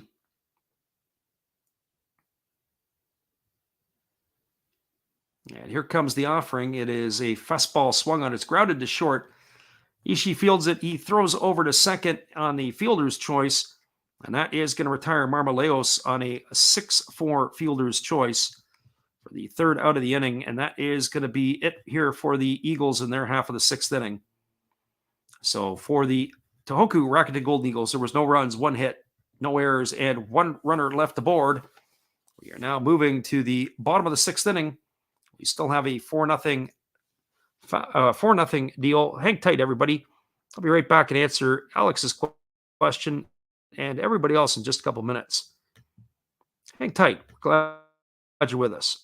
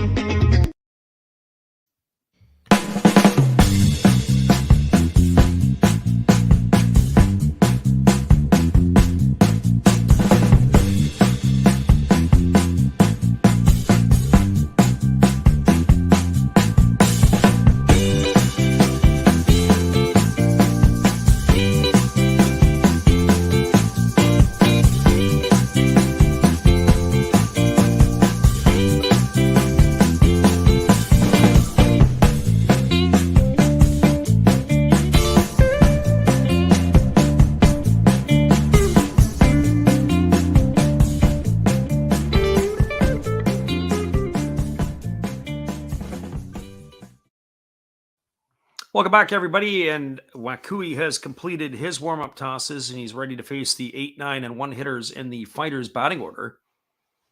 Just a couple of things. Big Ray says his cousin Hal Holbrook is an actor. He may have done a show with Goldie Hawn. Yeah, that would be an inside joke for sure. So here comes the first pitch. It is a fastball taken for a ball up high by Chusei Manami. Manami tonight is 0 for 1. He flew out to right field his first time up. And here comes the offering. It is a fastball that is swung on and fouled away. And that is going to run the count to 1-1. So basically, the way, how do you become a professional umpire is pretty easy. So when you're talking to somebody who graduated from the professional umpiring ranks. So I'll tell you a little bit of story as I move along about myself and what I wanted to do, and then how it kind of got derailed, and we were able to do some things from there. So it's 2 balls and 1 strike to Manami. And here comes the pitch. It is a fastball taken for a called strike, and the count is now 2-2. So going back to 1992, there used to be 2 umpiring schools down in Florida. One was the Brinkman-Fleming School, and I forget the other one at the time. There was a secondary school, but they have 2 umpiring schools down in Florida. Currently, one is the Wendelstadt School. Of course, it was Harry Wendelstadt who had it. His son is Hunter, who the name is after him as well. And so the other one was the Jim Evans School. And so anyways, to be able to get into the professional ranks, there's no experience necessary. You could actually just go down there and cold turkey and get into the school and try to become an umpire. And so that usually doesn't necessarily work too well. There's a fastball swung on. This ball is lifted into shallow left field. Coming hard on it is the left fielder, and that is Nishikawa. It gets underneath his glove, and it's going all the way to the wall. Digging hard for 3 is the runner Manami, and he is going to cruise in. It may be a triple because I don't believe that the ball had hit the glove. It was absolutely misplayed by the left fielder. He let that ball get underneath him and went all the way to the wall. And Manami is rounding all the bases as he is to third with a triple, or what we would call a triple. So I'm going to go back and take a look at that again, but I don't believe that Nishikawa is going to get charged in error for that one, although the timing of it was absolutely horrendous. That ball was just, it skipped in front of him, and then it went between his legs, and it went all the way to the wall. We'll confirm the official scoring on that, but I'm pretty sure that Manami is going to get himself a triple.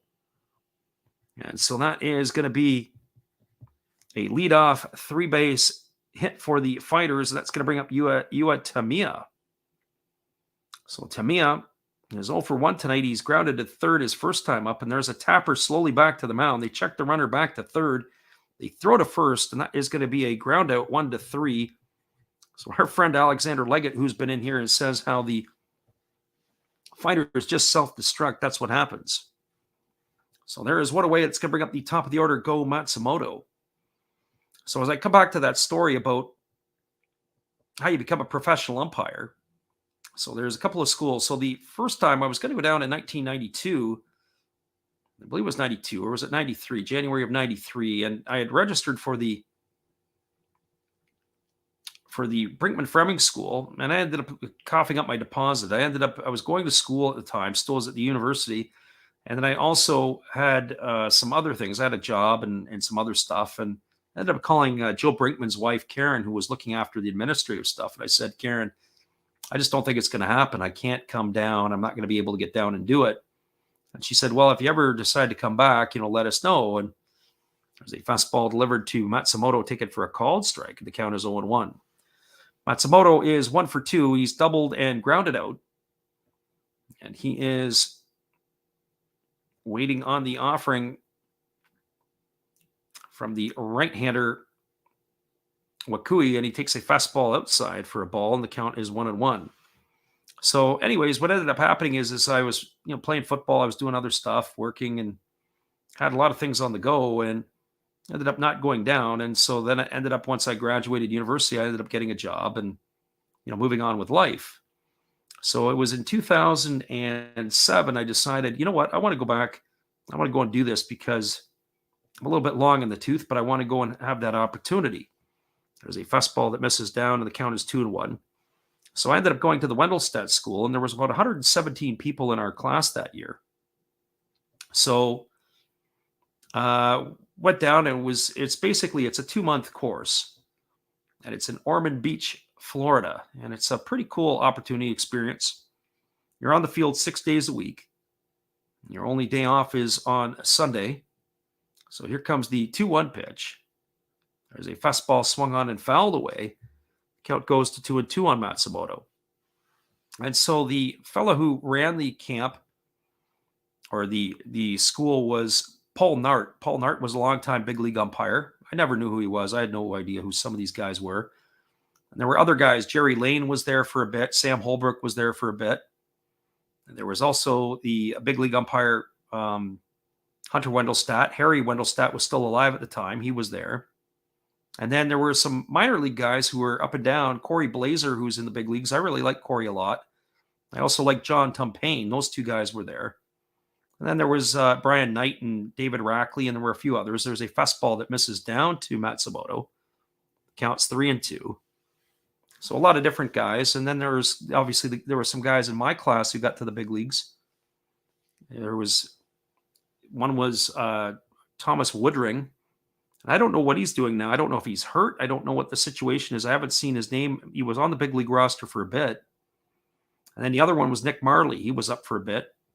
And if you would have asked me, probably Woodring I could have seen in the big leagues. I don't know about Marley. Not that Nick Marley wasn't a good umpire, just he didn't seem to project like somebody who would be a big league ump. There's a fastball fouled away, and that's going to keep the count at 3-2. Some of the fellows who were in the top of the class ended up in AAA or AA, and they ended up after 10 or 12 years getting released. So back to myself, there's basically a 10 to 12 year process to get to the big leagues. And so what they're looking for are guys that are in their early 20s, guys who've graduated either high school, college, or university, and that they can get to the big leagues in 10 or 12 years. And there's a fastball swung on it, slowly grounded back to the pitcher. They checked the runner back, so 2 ground balls back to the pitcher. And Wakui's shutout is still intact. So 2 outs here, and that's going to leave it up to Kazunori Ishii. So as we're telling the story here a little bit, what ends up happening is that's your process. So the first thing is you got to go to the school. They selected about 20 guys, and then they send you to what's called PBUC, Professional Baseball Umpire Corporation, for another 2 more weeks. And once you go there, the 2 people is the 2 people that are there, or the 2 schools send them. So you have 40 people in this camp, and then they select from there the maybe 20 or 15 guys, however many jobs they need in the minor leagues.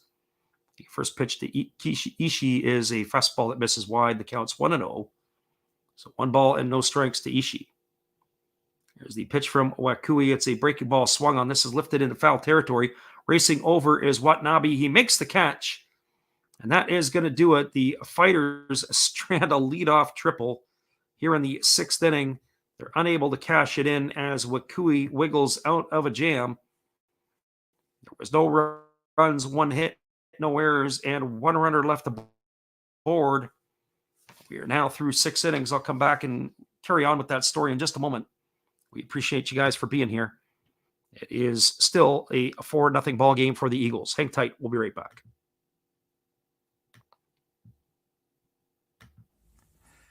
This is Steve Rademacher, and I'd like to introduce you to my channel if you haven't seen it before. These are all the things I enjoy: sports, autographs, relics, non-sports Hall of Famers, pseudo-sports, Star Wars. That's my channel name and my name, and I would really appreciate it if you would come check me out and maybe even subscribe if you like it. Thank you for that for now, and back to your ball game.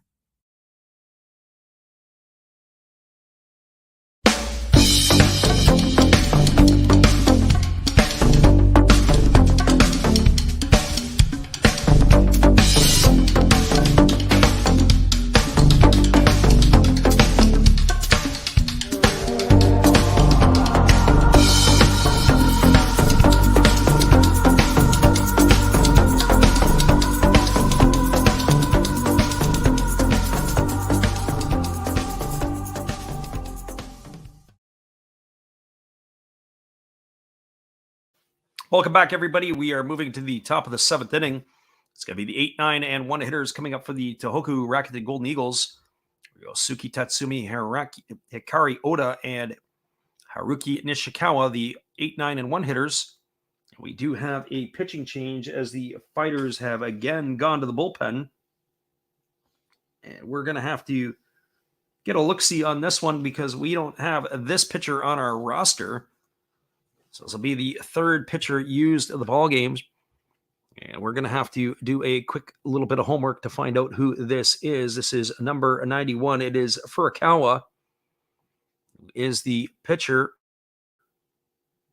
But we're going to have to take a look and see what his first name is and what he's all about. And we'll check that out. So here comes the leadoff hitter, Tatsumi. This is Yuri Furukawa. He is a right-hander. And the pitching parade is probably going to continue here. And the first pitch is a fastball that misses outside. And the count is 1-0.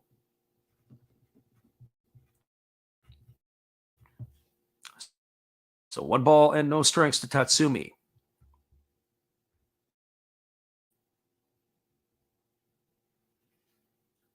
There's a fastball delivered. It's taken for a called strike. And the count now is 1-1. He is in his first year with the Fighters, who Rakuten Golden Eagles, as he spent the first 5 years of his NPB career with them. There is a split finger pitch that's swung on and fouled away. Count is 1-2. So we're just telling some of that story about the umpire school. So from my perspective, I was happy to be able to do as much as I possibly could. I was able to get the college games. We saw a lot of Embry-Riddle exhibition stuff, and we saw a high school tournament. Got to see some pretty good baseball down there. And there is a fastball that swung on and missed. And Tatsumi is retired on strikes for out number 1. So 1 up and 1 away, and that's going to bring up Hikari Oda. Oda today is 1 for 2. He struck out and singled. So he is going to be coming up to face the right-hander Furukawa. Yeah, I didn't have Furukawa on the roster sheets. That's the way it goes. So here comes the first offering to Oda. And it is a fastball that misses down and away. The count's 1-0. So just continuing on with a little bit of that story. So, they're really looking for those guys. As we said, it's a 10 to 12 year process to get to the big leagues. So when you look at the guys who do get to the big leagues, at the time, that was about $100,000+ a year job as an official. And there's a fastball swung on. That ball is lined into left field. It's going to get down. Oda is aboard with his second hit of the game. And he's got himself a 1-out single, and that's going to bring up the top of the order, Haruki Nishikawa. Nishikawa tonight is 1 for 3. He tripled and knocked home a run in the 3rd inning. He's also, and not to mention, he butchered a ball in the last inning, but his pitcher, Wakui, was able to get him out of that jam. So the runner at first is Oda, and Nishikawa strides to the plate. Nishikawa's had a very strong year at the plate. He's hitting now .323 with the 5 homers and 23 RBIs now on the season. Very productive in the leadoff spot. And there's a fastball that's taken for a called strike, and the count is quickly 0-1. So I was just carrying on with that story that we were talking about, the umpire school and the officiating. So as I said, some guys had no experience. Some guys had a lot of experience. I had a few years under the belt of doing some college summer ball in the United States. And that was a lot of fun. Also was able to do some Connie Mack ball and some other type of stuff. Rose City Floor Hockey asks the question, ball that swung on and missed, and the count is 0-2. Nope, all those expenses, everything are all taken care of. The thing at the major league level is that those guys are, on top of that, they are also compensated with their all-star games, their playoffs. They get different bonuses. At that time, going back 15 years ago, a major league umpire could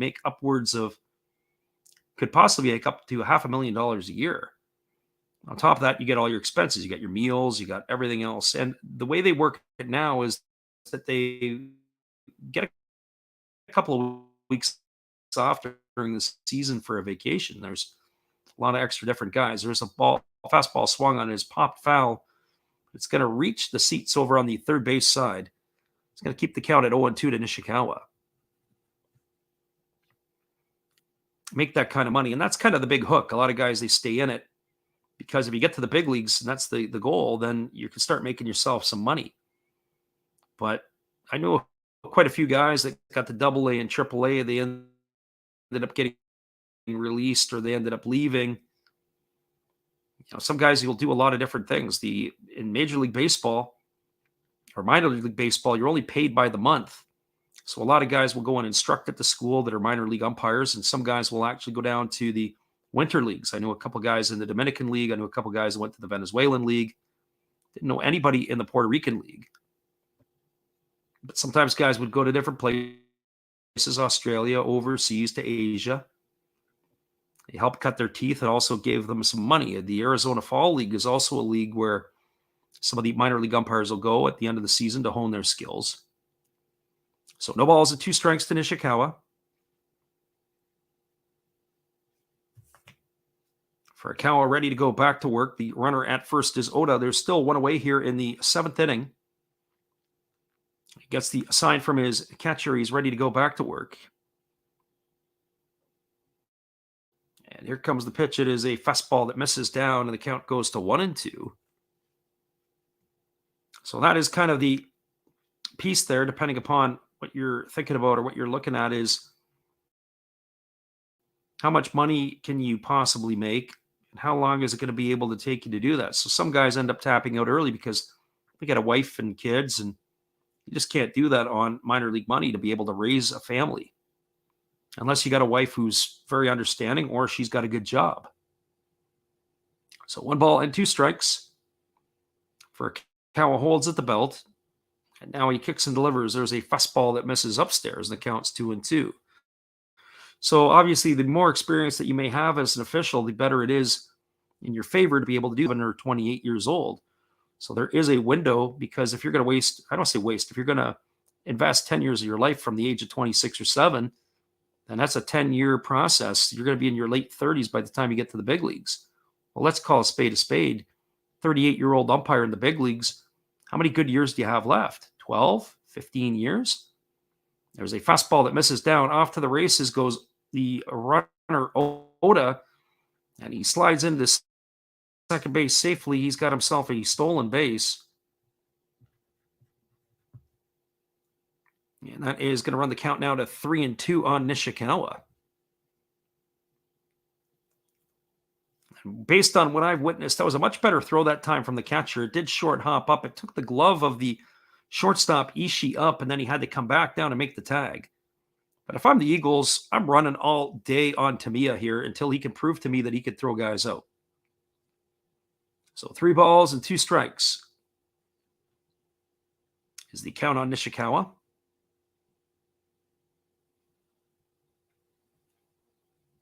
And the shortstop Hiroto Kobakata will wait his turn on deck. So here comes the 3-2 pitch. He kicks and fires. It's a fastball. It's a check swing fouled off over on the third base side. Yeah, Big Ray has answered that question. No, you don't have to pay for travel, meals, or hotels in the MLB.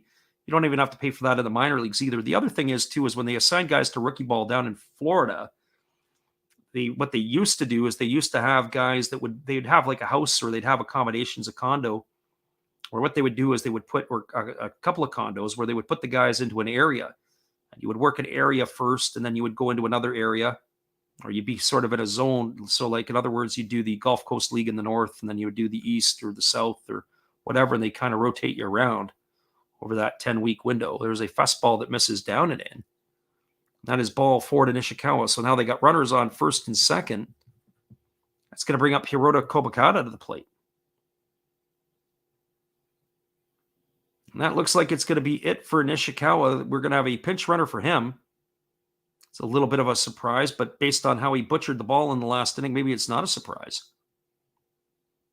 We'll get the number of the pinch runner in just a moment as that becomes available. As we look on our roster, that looks like it's Kazuki Tanaka in to run. We'll see if he stays the game in left field. So here is Kobakata to the plate.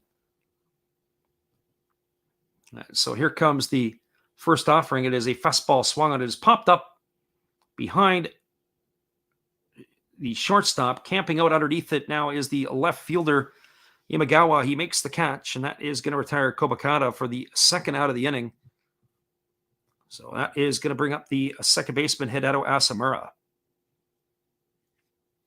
So Big Ray says, yeah, you remember you're also part of the union. So yeah, pretty much you could umpire like Joe West to be there till you're like 105 once you get in there. So Alexander Leggett says 12 years of making $500,000 would let you retire in less than 12 years. Yeah, but the $500,000, you got to figure that those are the performance bonuses. And when they give the guys the World Series or they give the guys the All-Star games, some of those guys aren't necessarily the rookie umpires. You might get a guy who's 3-4 years in the league before he starts getting some of those assignments. So Asamura at the plate waiting on the offering from Furukawa. Asamura is 1 for 3 today. He's singled, scored a run, and struck out twice. He takes a breaking ball outside for ball 1, and the count is 1-0.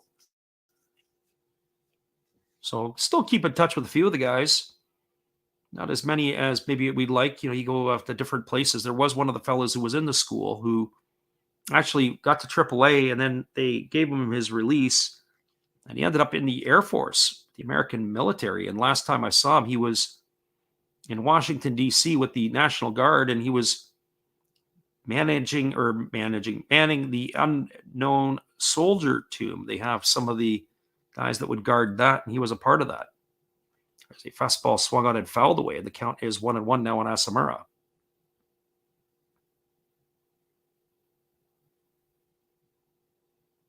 Big Ray says he coached Little League in the 90s, and there was a guy who went into the umpire career. Absolutely the last person.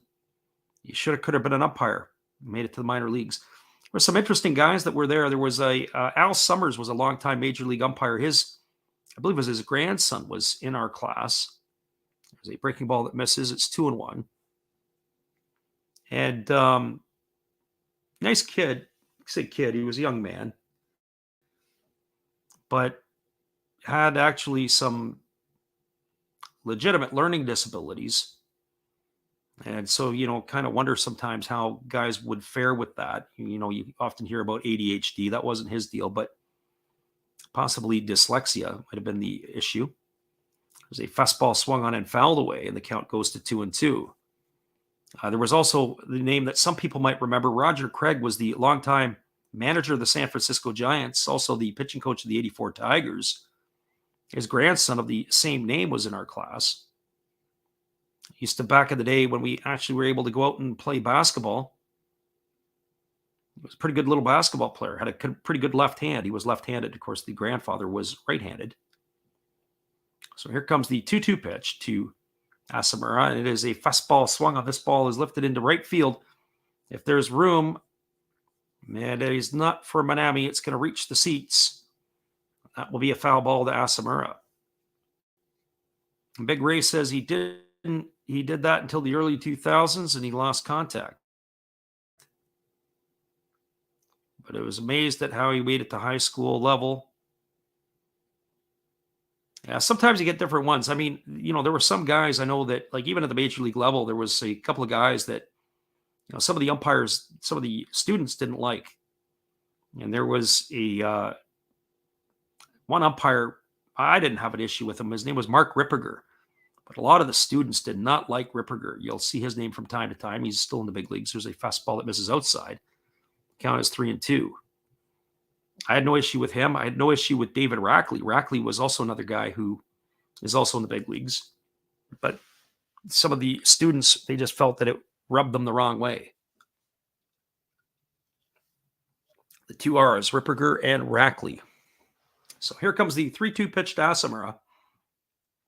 Runners will be on the move as there's two away here. There was a fastball that is swung on. This is popped up into shallow left field. Moving back on it is Ishii, camping out underneath it. He's going to make the catch, and that is going to do it here for Asamura and the Eagles in their half of the seventh inning. So in the inning, there was no runs. There was one hit, no errors, and two runners left the board. We are now moving to the bottom of the seventh inning. Stick around, everybody. We'll be back in just a moment. It is a 4-0 ball game. Hang tight, everybody. We'll be right back after this.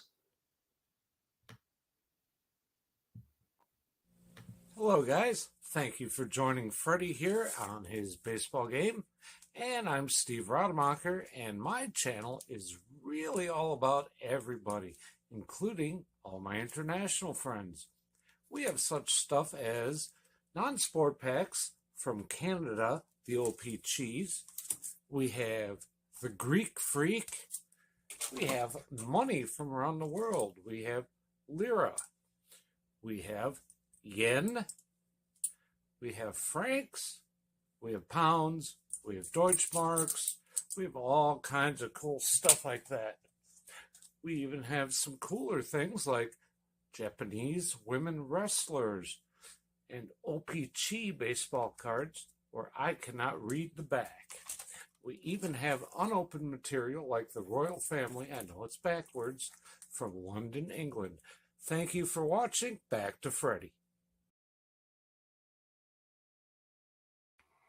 Appreciate you, Steve, and the support you give our channel. And in return, we'd like to support Steve Rademacher. It is going to be the 3, 4, and 5 hitters in the Hokkaido lineup to face the right-hander Hideki Wakui, who has cruised through 6 innings. Imagawa, Nunez, and Alcantara coming to bat to face him. So that is the part about it. It is the umpiring is not an easy chore. We were talking about officiating and those type of things. From what I understand, they say that it is right now very difficult in the United States to get people to umpire. Just youth sports, period. Can't pay them enough money, and people just don't want to do it because I don't know if it's the moms or the dads who are screaming at the officials, but that's just the way it kind of works. And there is a first pitch breaking ball delivered to Yuma Imagawa, and he drops in for a called strike, and the count is quickly 0-1. Imagawa tonight is 0 for 2. He has struck out both of his 2 times up against the right-hander Wakui. Here comes the pitch. He kicks and delivers. It's a fastball swung on and missed. Count now goes to 0-2. Wakui is just cruising right along here. There's a lot of gas left in his tank. He was at 71 pitches through the first 6 innings. And here comes the 0-2 offering. It's a fastball that misses outside. The count goes to 1 ball and 2 strikes. But yeah, you definitely want to make sure that if you decide you want to go and officiate, As we said, it's not an easy thing to be able to do. It takes a certain person. But the good news is if you want to go to the school, it's in Florida in January and February. So a beautiful time to be able to go see some stuff. There's a fastball swung on it, is grounded over to the second baseman. It's fielded by Asamura. He makes the play, and that is going to retire Imagawa. It goes as a ground out 4-3. And I checked that it's not Imagawa. It was Asama who was there to hit. So we did have a pinch batter in that inning. We didn't quite get that one there ahead of time. So we'll have to take a look to see what that turns out to be. So it looks like Asama is the one who grounds out. We'll see if they're going to be making some changes here. It was Daiki Asama. So here's the first pitch to Nunez. It's a breaking ball that drops in for a called strike, and the count is 0-1. So Daiki Asama, the pinch hitter.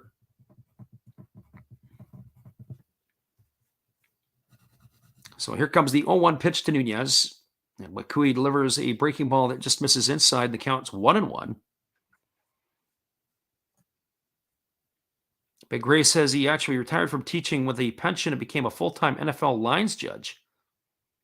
He made a pretty good penny until he completely retired at 72.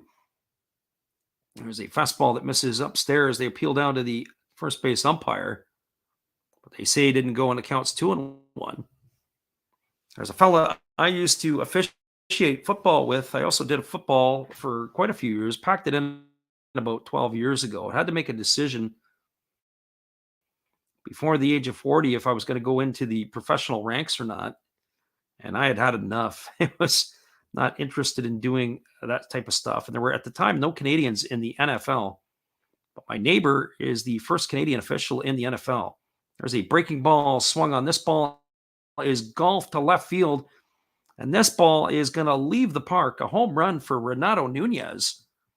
And they have now cut the lead to 4-1. Renato Nunez with his first home. And now it is a 4-1 ball game here for the Tohoku Rakuten Golden Eagles. But Nunez has got one back. That ball was absolutely scorched.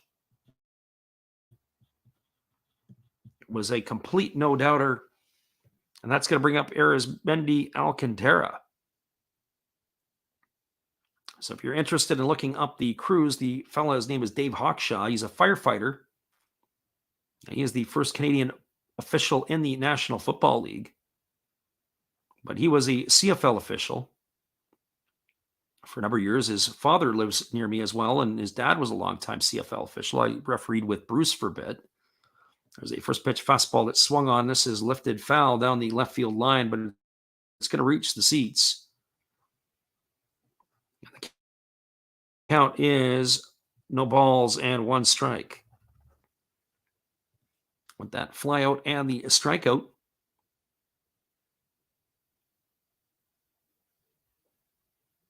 Alex Leggett says, is a lines judge any different from being an umpire? Football, I find, in some ways, a little bit more relaxing. There's a fly ball that is flown out into left field, and Alcantara is going to be retired as the left fielder has made the grab there. So that is the second out of the inning. It's going to bring up Yuki Nomura.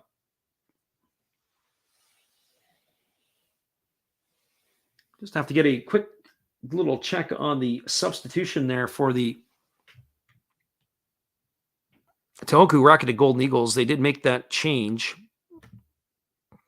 as Nishikawa came out of the ball game. It is Tanaka who is in the ball game replacing him. He came in to pinch run. The first pitch delivered to Nomura is a breaking ball that drops in for a called strike, and the count is 0-1 to Yuki Nomura.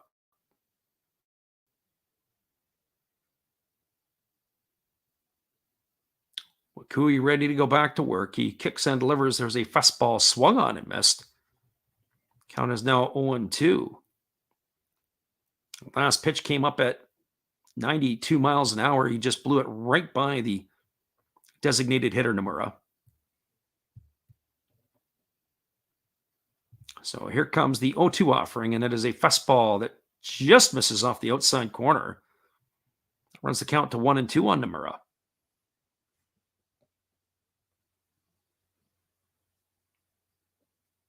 The Tohoku Rakuten Golden Eagles really haven't been able to cash in on all of their hits tonight. They had that big inning in the third, and then it's been quiet ever since. There's a breaking ball swung on. This ball is driven into right field. Coming in hard is Shimouchi. He dives. He makes the catch. And that is going to retire Nomura for the third out of the inning. And that is going to do it here for the Fighters in their half of the seventh. But they get a run back. There was one run in the inning on the home run by Renato Nunez. There was one hit, no errors, and nobody left on base.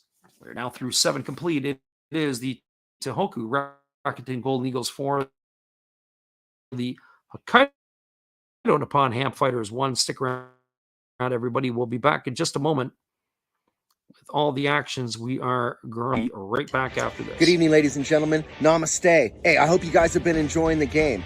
My name is Hollis. I've got a YouTube channel called Another Hollis Build. I love baseball cards. I open up brand new product for you guys. I open up old stuff. I do breaks. I do auctions. All kinds of stuff concerning baseball. I'm Friars faithful, Padres to the end. I also love Garbage Pail Kids and my animals. I have a ton of animals. It's like a mini petting zoo here around my house. I also love my city. San Diego, baby. I'll take you all around the city and show you what's up. If you guys dig stuff like that, cruise on over and check it out. It's Another Hollis Build. If you dig it, subscribe. I'd really appreciate to have more follow me along on the journey. Hey, either way, you guys have a wonderful day or a beautiful, beautiful evening. No matter which one it is, make sure that you make it great, my friends. Big up Last Raps Baseball. Yeah, Freddie, let's go. One love and peace. Yeah, man.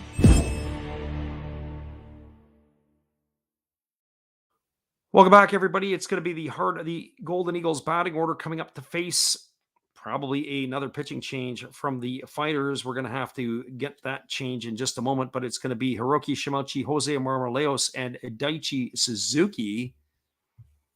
A little bit slow and tardy on the pitching changes, but one would think that Furukawa would be done for the night. But I may be standing corrected here. We're going to get this in just a moment. There is the first pitch is Ishii. He makes the catch, and with one pitch, Shimochi is retired.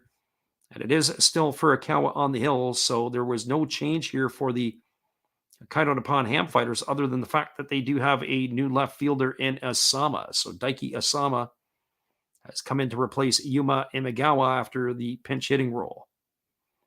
Let's going to bring up Jose Marmoleos. For Marmoleos today, he is 1 for 3. He singled his last time up. He struck out looking and grounded back to the pitcher. And the first pitch he sees is a fastball taken for a called strike. And the count is 0-1. Back to work is Furukawa, and he drops a breaking ball in for a called strike, and the count is now 0-2. Big Ray says to check out Matt Hollis and Steve Rademacher. There you go. There's the links. Rose City Floor Hockey, Andre Proulx. It was the worst CFL official. There's a fastball swung on. This ball is lined into right field. That's going to get down for a base hit as Marmoleos has himself a one-out single and is going to bring up the first baseman Daichi Suzuki. So the beat rolls on here for Marmoleos. The hit parade continues. And it looks like he is going to be done for the night as they're going to have a pinch runner for him. So Marmoleos 2 for 4 on the evening, but his day is done. We do have a pinch runner coming in.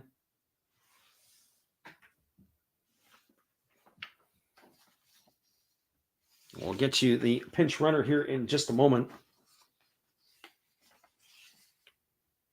So this is going to be Tsuyoshi Yamazaki. So Yamazaki into pinch run. We've seen him play in the infield a little bit. Get a little time at shortstop. So Daichi Suzuki up at the plate with Yamazaki, the runner at first. And here we go. And instead they throw over to first base, and diving back in time is Yamazaki.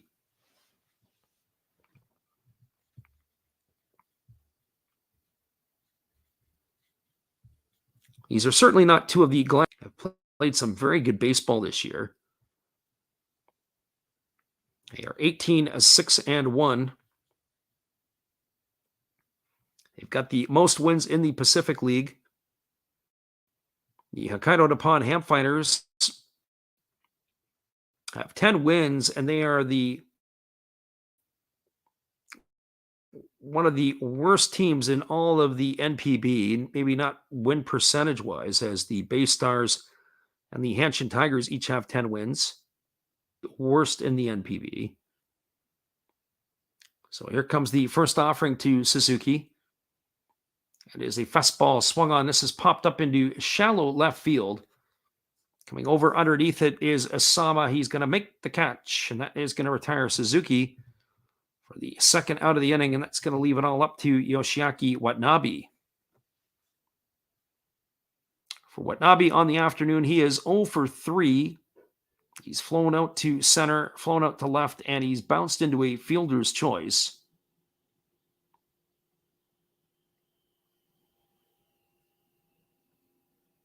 So since Furukawa has come on, he's been absolutely brilliant in his second inning of work.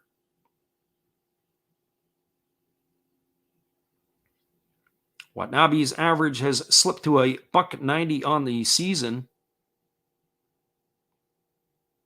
as he is 0 for 3 on the afternoon. So Furukawa ready to go to work, and instead he throws over to first. Oh boy. That play there, they've ruled the base runner Yamazaki safe, but Renato Nunez is jumping up and down, thinking they may have got themselves a pickoff here. We're going to see if they're going to go upstairs. We're going to take a quick peek at it. They fired over. It was a great throw. I don't think Nunez has a case. I think the throw was a great throw, but I do think that the runner was back in time. Very aggressive lead by Yamazaki as he's almost got 2 feet on the turf. They throw over again, and diving back again safely is the base runner. So Renato Nunez applying the tag. He's almost got 2 feet on the green. That is as big a lead as I've seen.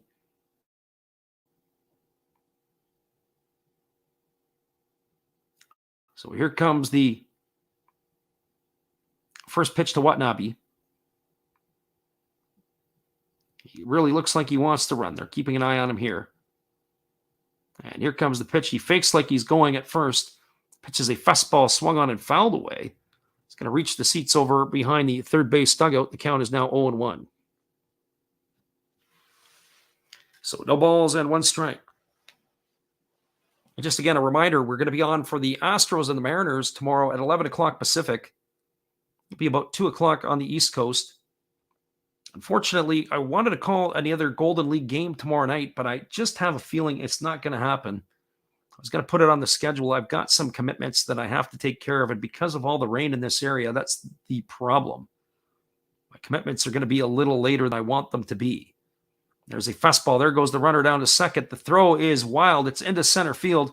Picking up and firing over into third base, and sliding in is the base runner Yamazaki, and that is exactly what we talked about earlier. Yua Tamiya is absolutely off to run, and he steals second base, and he goes to third on the error by the catcher.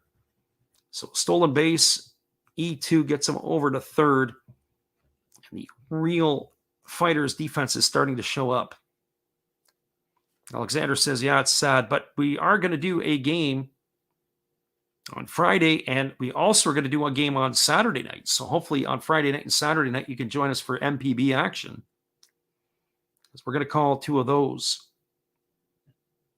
So 1 ball and 1 strike now to Watanabe, as the base runner Yamazaki has gone all the way over to third.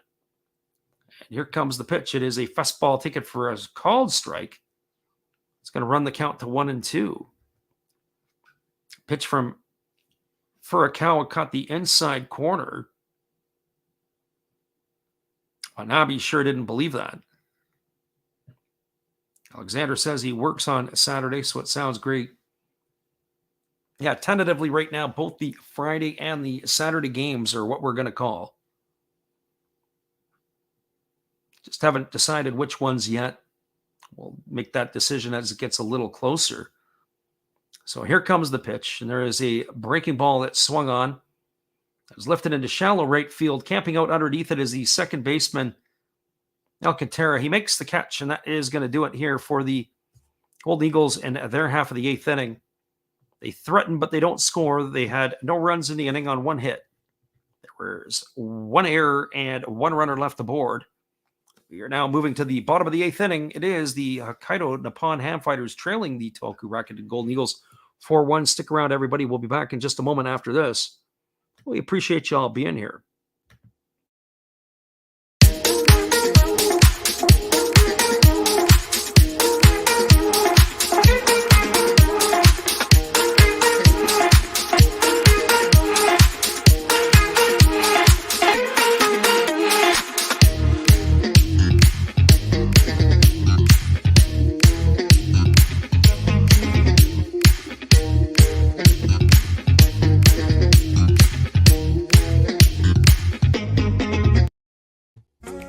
Hey everybody, thanks for checking out the game and Last Raps Baseball. This is Dave's Zero Thought Sports Cards. If you like pack openings, baseball, all that good stuff, check us out. Drop a comment on our channel this month to win a mystery pack of cards. All you gotta do is say Last Rap sent you to be entered. And we'll drop a video later on this month announcing the winner. Enjoy the game. Appreciate you, Dave, and your support of our channel. Be sure to check out Dave's channel after the game. We'll be right back in 30 seconds with the call, bottom of the eighth inning.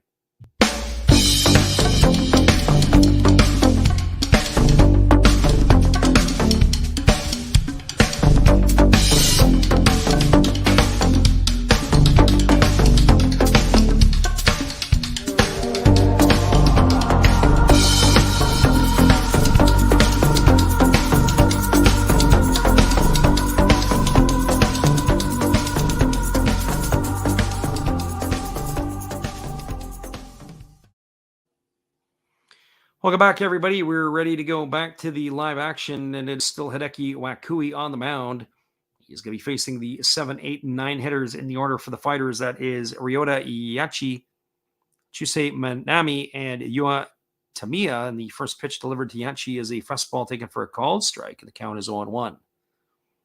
Wakui ready to go back to work, and there is a fastball that is swung on and fouled away, and the count is now 0-2.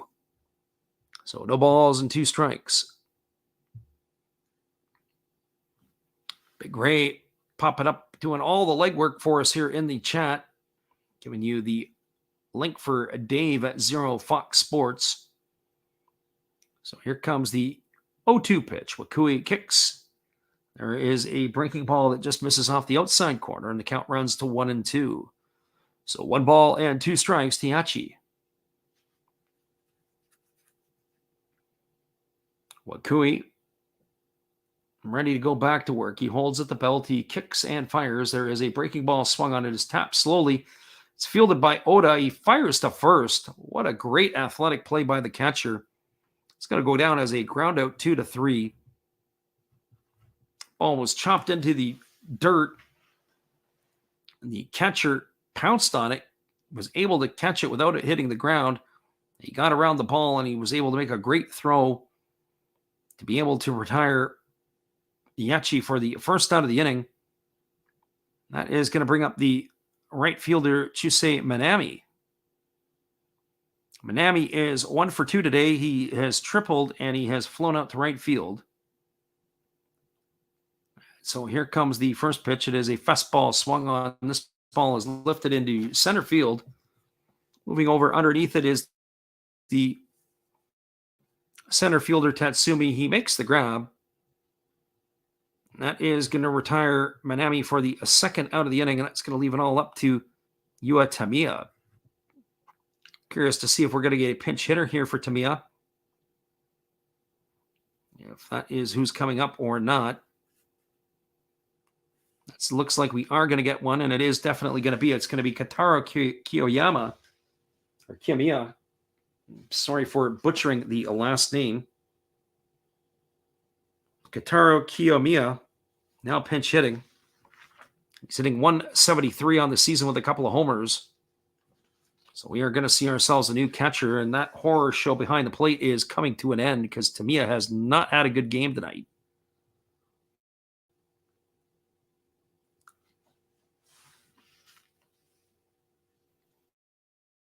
So the first offering to Tamiya is a breaking ball that misses outside, and there's another one that misses low and away.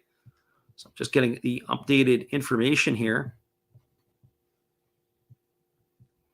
So Kiyomiya in to replace Tamiya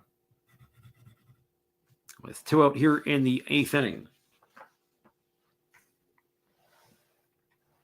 And here comes the offering, the 2-0 offering to Kiyomiya. Wakui holds at the belt, he kicks, and he fires. There is a fastball taken for a called strike. The count now goes to 2-1. So 2 balls and 1 strike. So Friday and Saturday night baseball, we'll have to take a look and see what is going to be the call. And so we'll probably look to do both of those games. There's a fastball that swung on and missed. The count is now 2-1. So I had to do a slight look ahead. I would probably give you an idea of what we're looking at in those next series.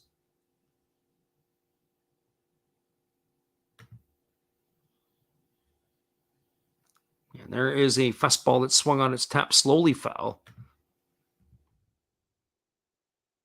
It remains at 2-2 to Kiyomiya.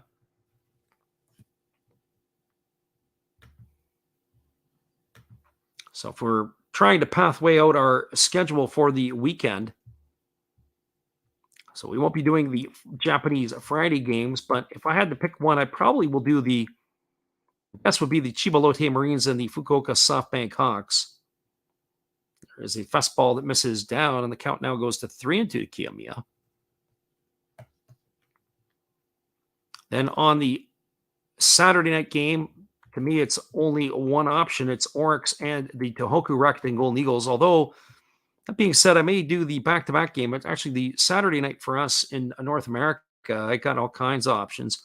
Probably do the Hawks and the Marines again. There's a fastball swung on and missed, and that is going to do it as Kiyomiya goes down on strikes for out number 3. And that will do it for the Fighters in the 8th inning. They go quietly, no runs, no hits, no errors, and nobody left the board.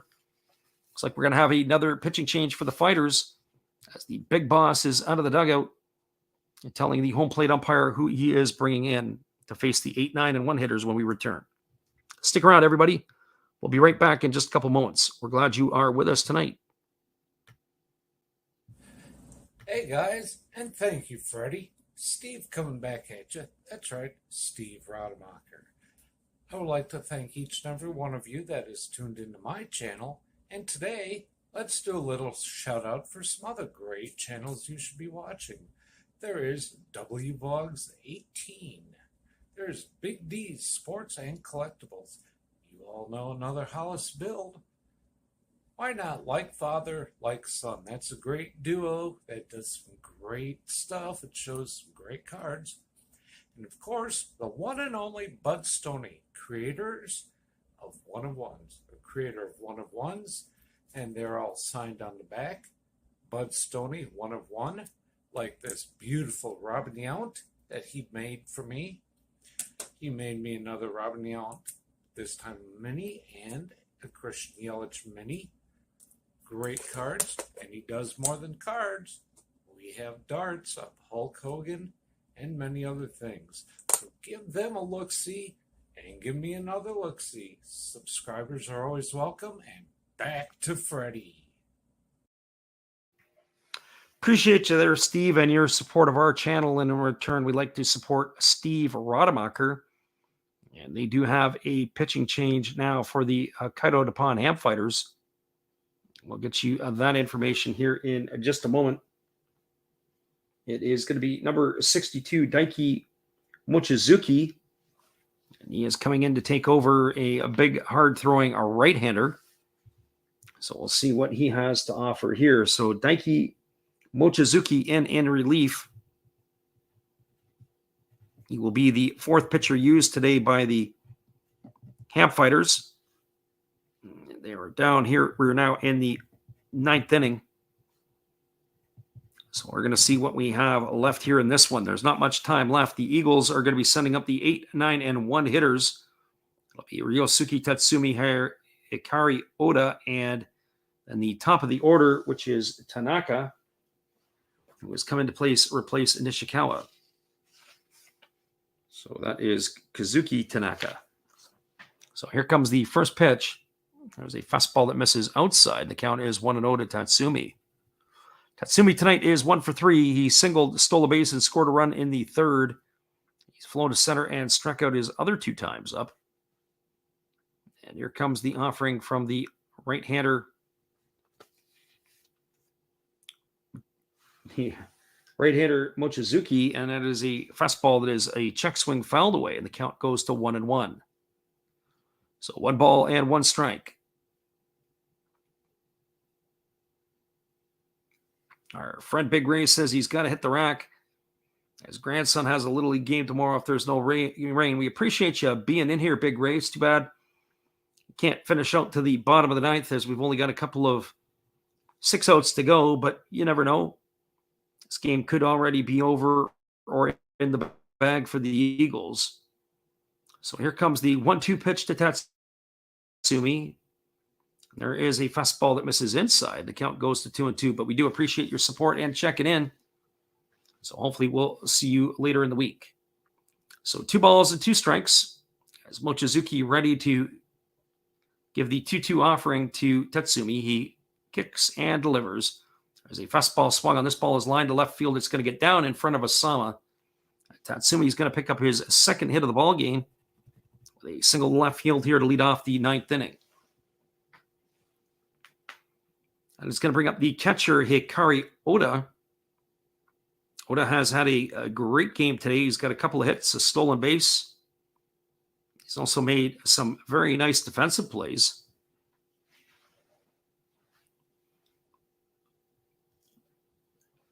So Oda strides up to the plate. With the runner at first being Tatsumi. I'd be curious to see if they're going to drop a bunt here. I think the fighters are also curious to see if that's going to happen as well. So Nunez is holding the runner at first. And that's exactly what's going to potentially happen. Oda is already squaring the bunt. And instead throwing over to first base is the pitcher Mochizuki.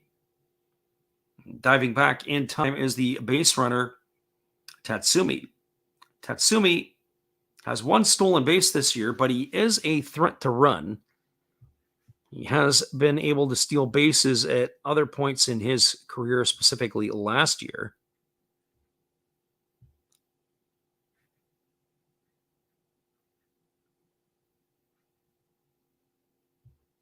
So here comes the first offering to the catcher, Oda.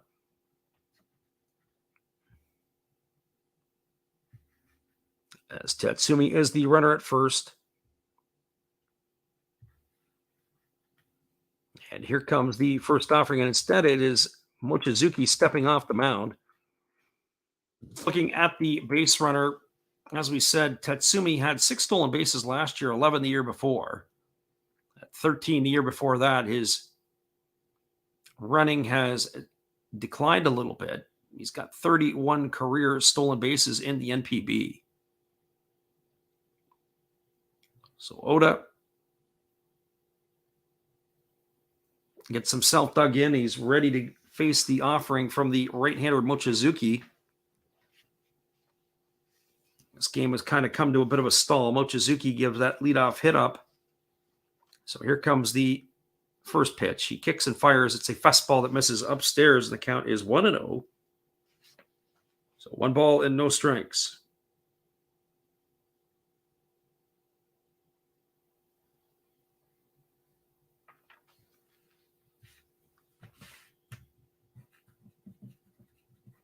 is Kazuki Tanaka who is waiting his turn on deck. We're just making a few notes here. But boy, oh boy, if you're a fan of this pitcher here, Mochizaki, he is putting everybody to sleep. The amount of time between pitches is excruciatingly painful. So 1 ball and no strikes. Mochizuki gets the sign from his catcher. He's ready to go back to work. And here's the pitch. It is a fastball, and is Oda squares to bunt, and he pulls back, and he grounds one foul. It's going to run the count now to 1 ball and 1 strike. So it looks like they had the slash on. He was able to pull it back, but he grounded that one foul way up and out in front of the pitch. So 1 ball and 1 strike. As we said, if I had the stopwatch out, the amount of time for Mochizuki, he's got the rosin bag in his hand. I counted about 3.5 seconds of just holding on to the rosin bag. Now he gets himself on the rubber. Gets the long-awaited sign from his catcher, and now he comes set at the belt. And instead, he throws over to first base. And I've got to get the stopwatch out in future games to start getting an idea how long this is taking. Absolutely painful. So 1 ball and 1 strike here to the catcher Oda. Mochizaki is ready to deliver. Here comes the 1-1 pitch. And again, he throws over to first base. And again, diving back safely is the base runner. So now I'm a little bit behind. I'm going to put the stopwatch on him, and we're going to see how long this is going to take until he delivers either the next pitch or the next throw over to first base. So Oda has dug in. We know his intention is wanting to bunt. And again, throwing over to first base. But that's 17 seconds on the in-between. Way too long here. Way too long. So again, we got the stopwatch going on the right-hander, Mochizaki. Now he comes set. And here he's ready to deliver. He kicks and fires. And that is a pitch that is down, and the count's 2-1. We had 25 seconds between pitches. So just a rule of thumb, what you're always trying to do is you're trying to get the pitchers to work in about 15 seconds between pitches. And this is absolutely going to drive infielders crazy. And now we've got the catcher who steps out in front of the plate. He's flashing the bunt sign, more than likely the defensive sign for what they're going to do to cover the bunt.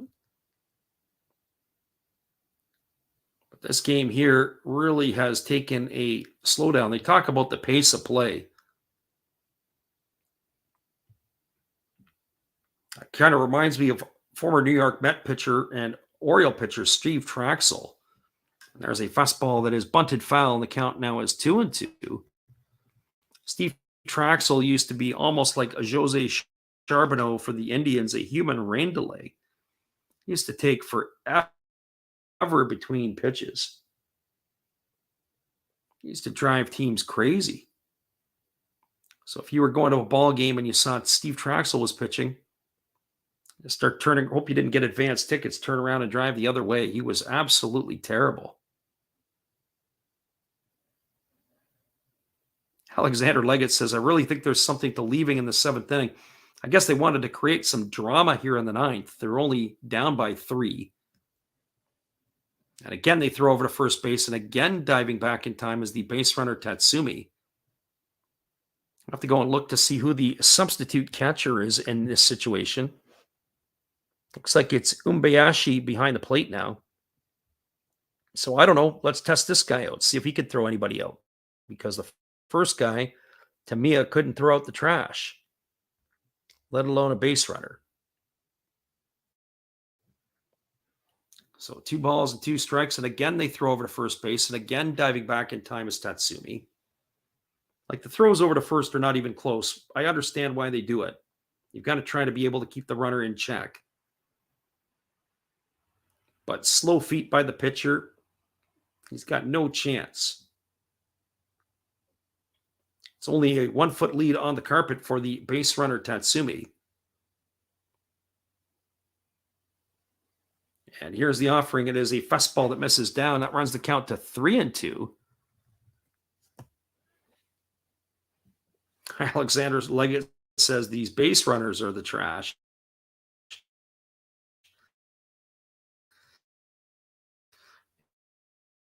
Yeah, maybe. Tamiya, he was not very good throwing out runners. Any opportunity I would have to try to run on him, I would, until he can start proving me that he could throw somebody out. So here comes the 3-2 pitch. We'll see if the runner is on the way. And there goes Tatsumi. There's a fastball that misses upstairs, and that is going to be ball 4. And now the Eagles have runners on first and second. And that is going to bring up Kazuki Tanaka for the first time today. The big boss is rubbing his eyes. Yeah, a lot to rub your eyes about. Mochizuki, who is in the ball game here, is just brought his gasoline can out, soaked the mound, and he's now lit it on fire. There is a 5-alarm blaze happening here at the Sapporo Dome because he can't throw enough strikes and he can't get these guys out. So I apologize if you're a Fighters fan. I more than empathize with you.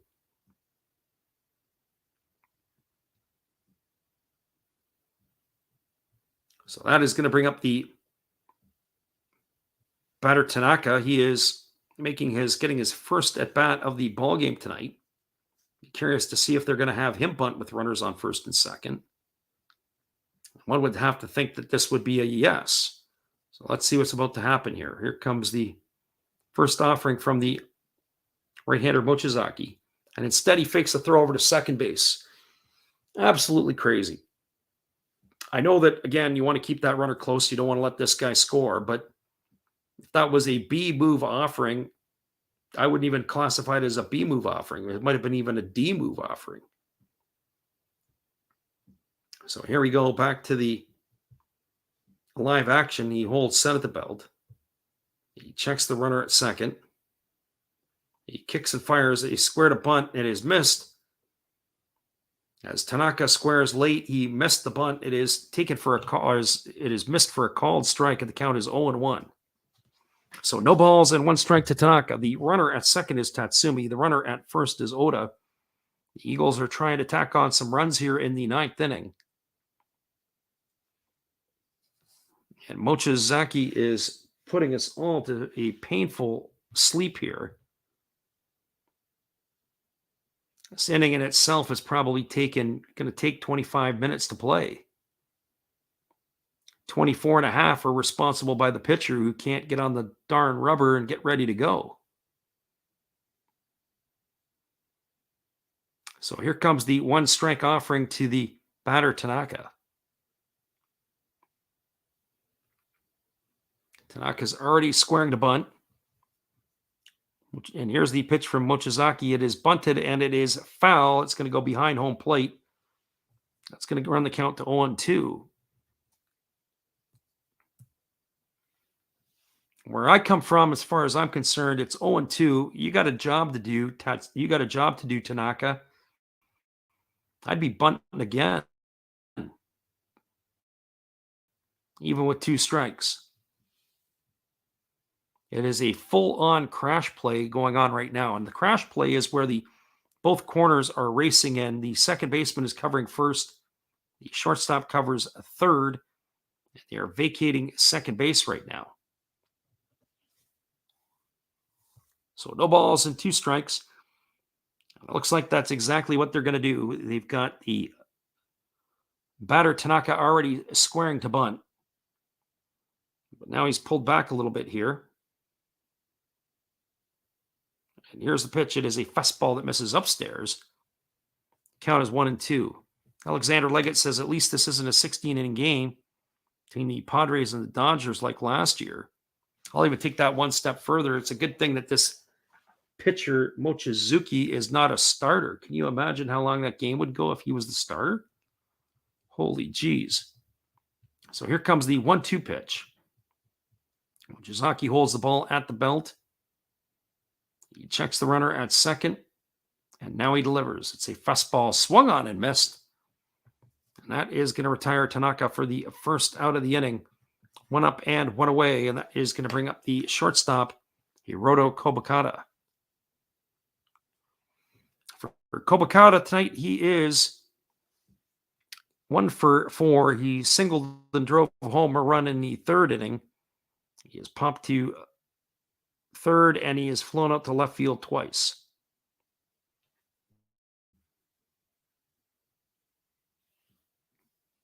So Kobakata steps in. He is also a candidate to bunt, but one would think in this situation, he is probably going to swing the bat.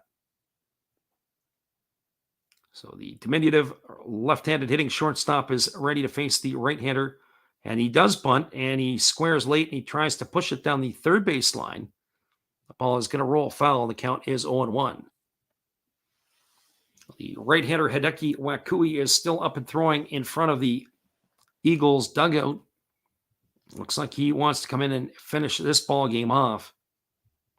We would like for anything to happen here in the 9th inning, because the pitcher in this Daiki Mochizuki is putting us all to rest here. Here comes the 0-1 pitch. And now he kicks and fires. It's a fastball that just misses down and away, and the count goes to 1-1. So 1 ball and 1 strike. This guy would be an advertiser's dream if you could run advertising in between pitches. But not so much luck here. Here comes the 1-1 offering. Chisaki comes set at the belt.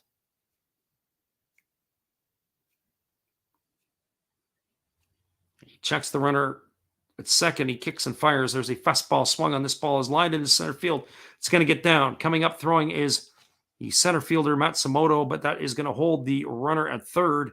Kobakata has his 2nd hit of the ball game today. And that is going to load the bases with Tatsumi at third, Oda at second, and the dangerous Hideto Asamura striding to the plate. For Hideto Asamura, he is 1 for 4 today. He has singled and scored a run in the 3rd inning. He has struck out twice, and he has popped to short. So there you go. Take that, says Alexander Leggett. Absolutely. For the amount of time that has been wasted in between pitches, this pitcher, Mochizuki, is the reason the pitch clock has come into place. He is absolutely very, very slow. There's no other ways to describe it. So the bases are full of Eagles. There's 1 away. And Hideto Asamura is at the plate. So Mochizuki gets his sign. Here comes the first offering to Asamura. He kicks and delivers. It's a fastball that runs inside, almost hits Asamura. And the count is quickly 1-0. So 1 ball and no strikes.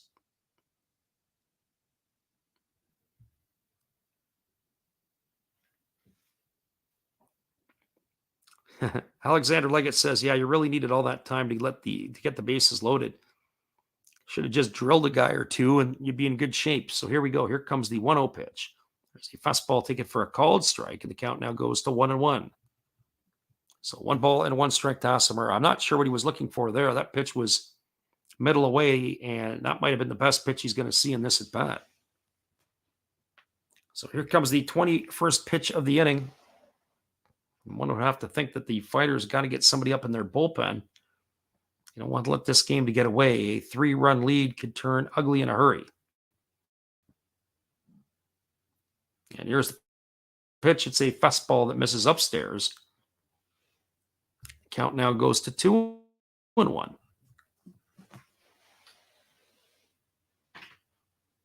Just looking at the defenders in behind. Ishii Nunez is in at first base. Yachi is in at third. So here comes the 2-1 offering. Kicks and delivers. It's a fastball swung on and missed. Count now goes to 2-2 on Asamura. So 2 balls and 2 strikes.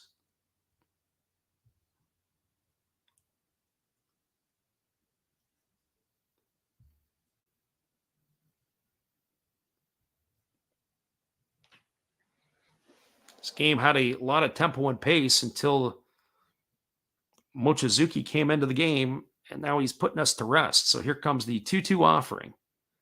He kicks and fires. There's a fastball swung on. This ball is lined into right field. It's going to get down for a base hit. 1 run is in. Here comes the throw to the plate, and it is going to hold all the other runners up. So a single by Asamura. He gets himself an RBI. The conga line moves along 1 step at a time. The runner Tatsumi has scored. That is now a 5-1 lead. And the way the Fighters offense runs these days, that might be all they need now. They don't need anything more, but that is going to bring up Hiroki Shimochi to the plate. By the looks of it, there are fights around the Eagles' bat rack. They're fighting to get the bats. Can't wait to face this pitcher. That is the 3rd hit of the inning allowed. Either that or sharp elbows getting themselves to the bat rack. Eric is in the house here and he says, yes, sir. You do have a pinch runner for Asamura. So here comes the first offering to Hiroki Shimochi. And there is the first pitch. It is a fastball swung on and fouled away. It's going to dribble just past the left-handed or the third base coach's box.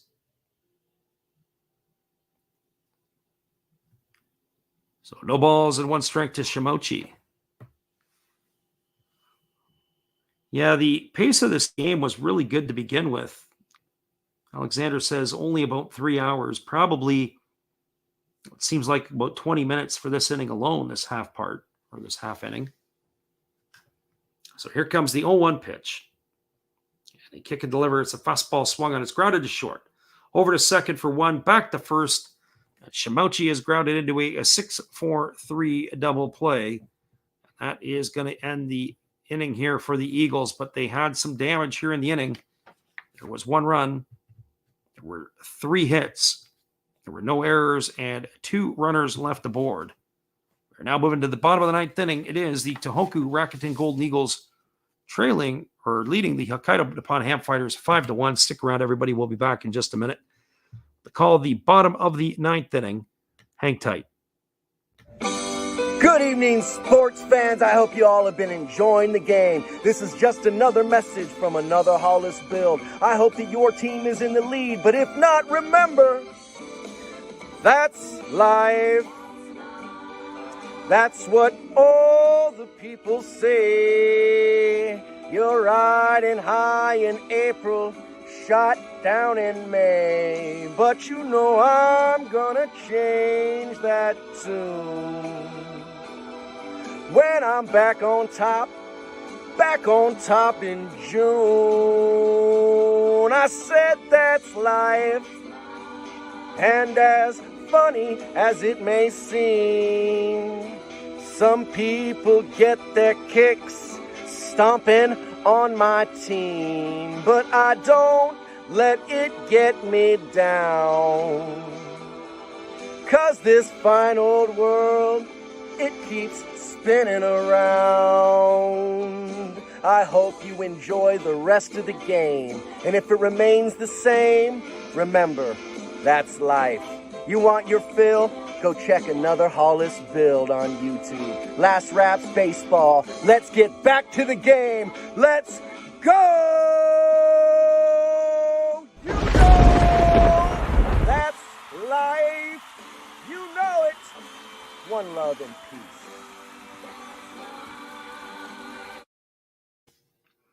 Welcome back, everybody. We are moving to the 9th inning. It is still going to be Hideki Wakui on the mound for the Eagles. He's got a 5-1 lead. And now it is going to be the top of the order coming up. It's going to be Matsumoto, Kazunori Ishii, and Daiki Asama to face the right-hander. And do we have to take a pause here for a moment?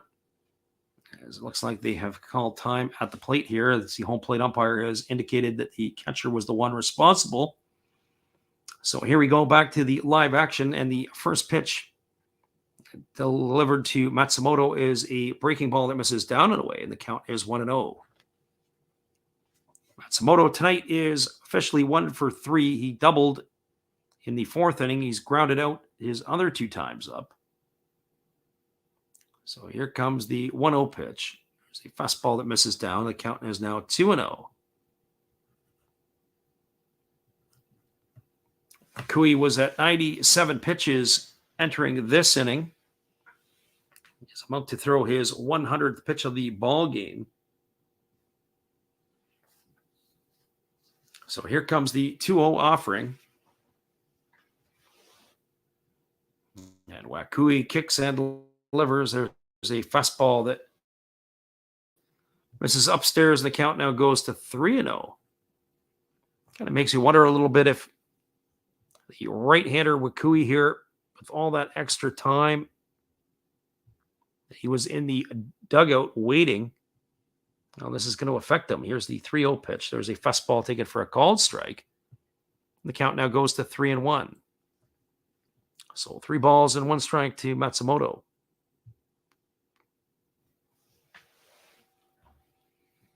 Just a reminder, after this game is finished, we'll do the out-of-town scoreboard, and we'll give you a recap on this one. And there's a fastball swung on. This ball is lined into right field.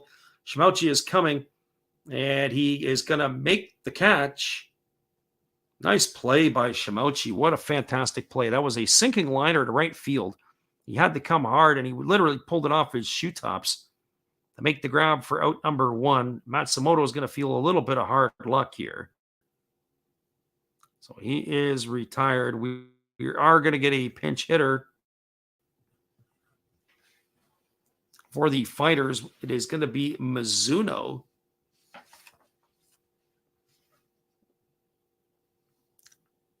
This is Tatsuki Mizuno coming in to pinch hit. He is 0 for 15 on the season. So that doesn't strike fear into the Golden Eagles by any stretch. First pitch to Mizuno is a fastball that misses down and in. The count is 1-0.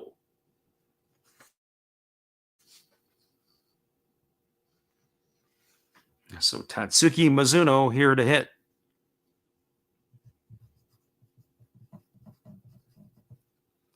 And there is a fastball that is swung on and missed, and the count now goes to 1-1. The left-handed hitting Mizuno. Wakui holds at the belt. He rocks in the motion, and he delivers. There's a fastball swung on and fouled away. It's going to reach the seats over on the third base side. That runs the count now to 1-2.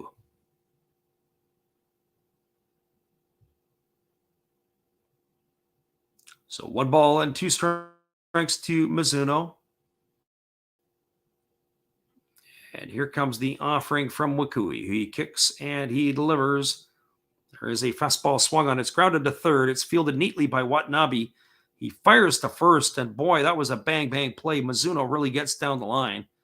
That's going to go down as a ground out, 6-3 for out number 2. That is going to leave it all up to Daiki Asama. We'll see what Asama can come up with. Asama is 0 for 1. He did come in the 7th inning to bat for the left fielder Yuma Imegawa. But boy, did Mizuno really get down the line there. He was nailed by a half step. We got a chance to see on the replay. But boy, oh boy, could he fly.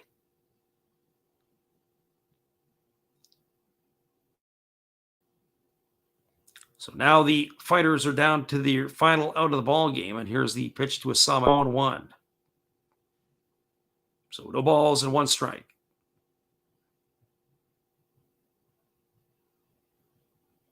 So here comes the 0-1 pitch. Wakui delivers it as a fastball swung on. This ball is lifted into deep right center field. This ball is going to get down. It's off the wall. Digging for 2 is Asama, and he is going to cruise into second base with a stand-up double. absolute bullet into right center field.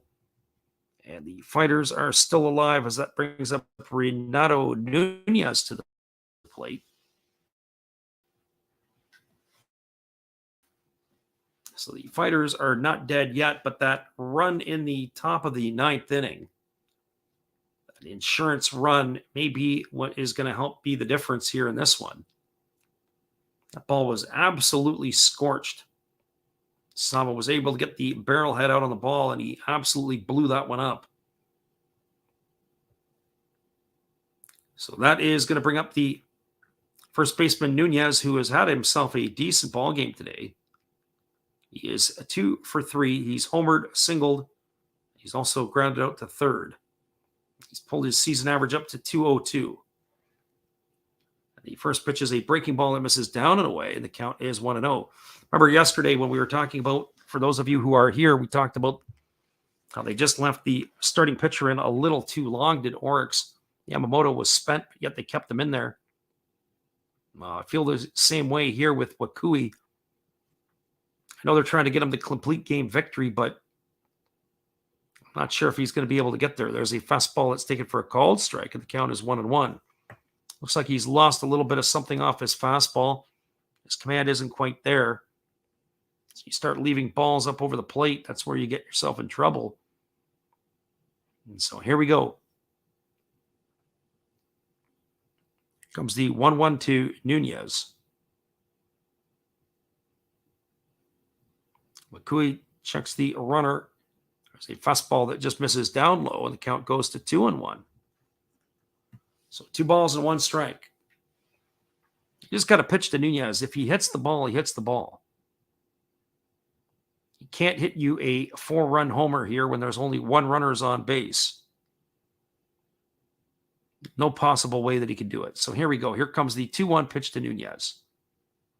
Waiting on the offering from Wakui. Wakui checks the runner at second. He kicks and fires. There is a breaking ball swung on and fouled away. The count is now 2-2.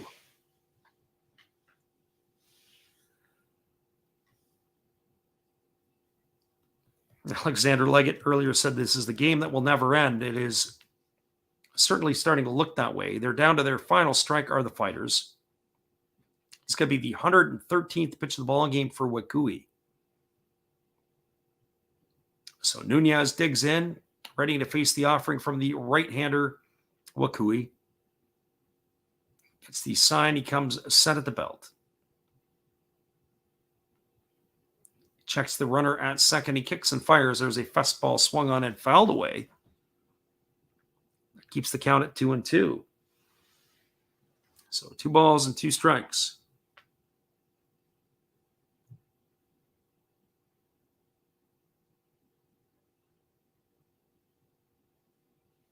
Wakui is ready to go back to work as he's ready to face the right-handed hitting Nunez. So 2 balls and 2 strikes with 2 away here in the 9th inning. And here comes the pitch from Wakui. He kicks and delivers. It's a strikes for the 3rd out of the inning, and that is going to do it here. There was no runs, 1 hit, no errors, and 1 runner left aboard. Your final score is the Tohoku Rakuten Golden Eagles 5, the Hokkaido Nippon-Ham Fighters 1. Stick around, everybody. We'll wrap this up for you in just a moment after we return from this.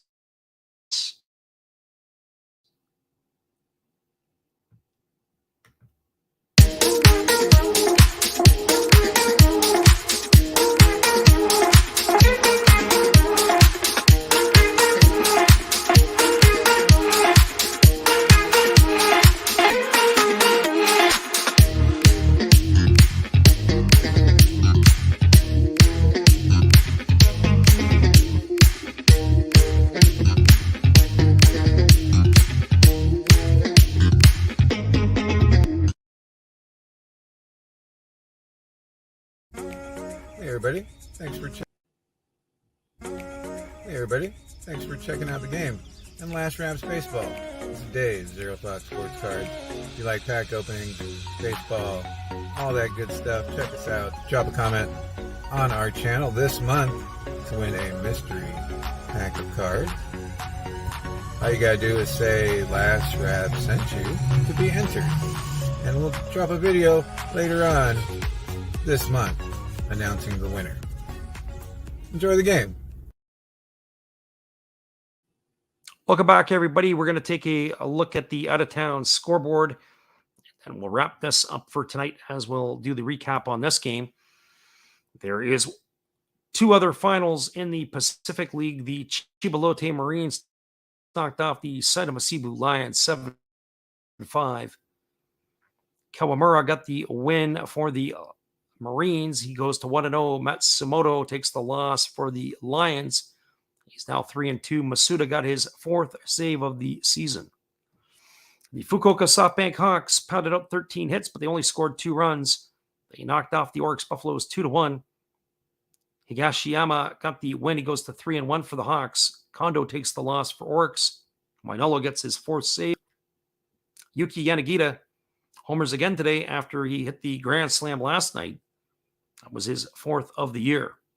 Your only other final in the Central League has the Yokohama Dana Bay Stars knocking off the Chinichi Dragons 7-1. And that final is just in as ours is.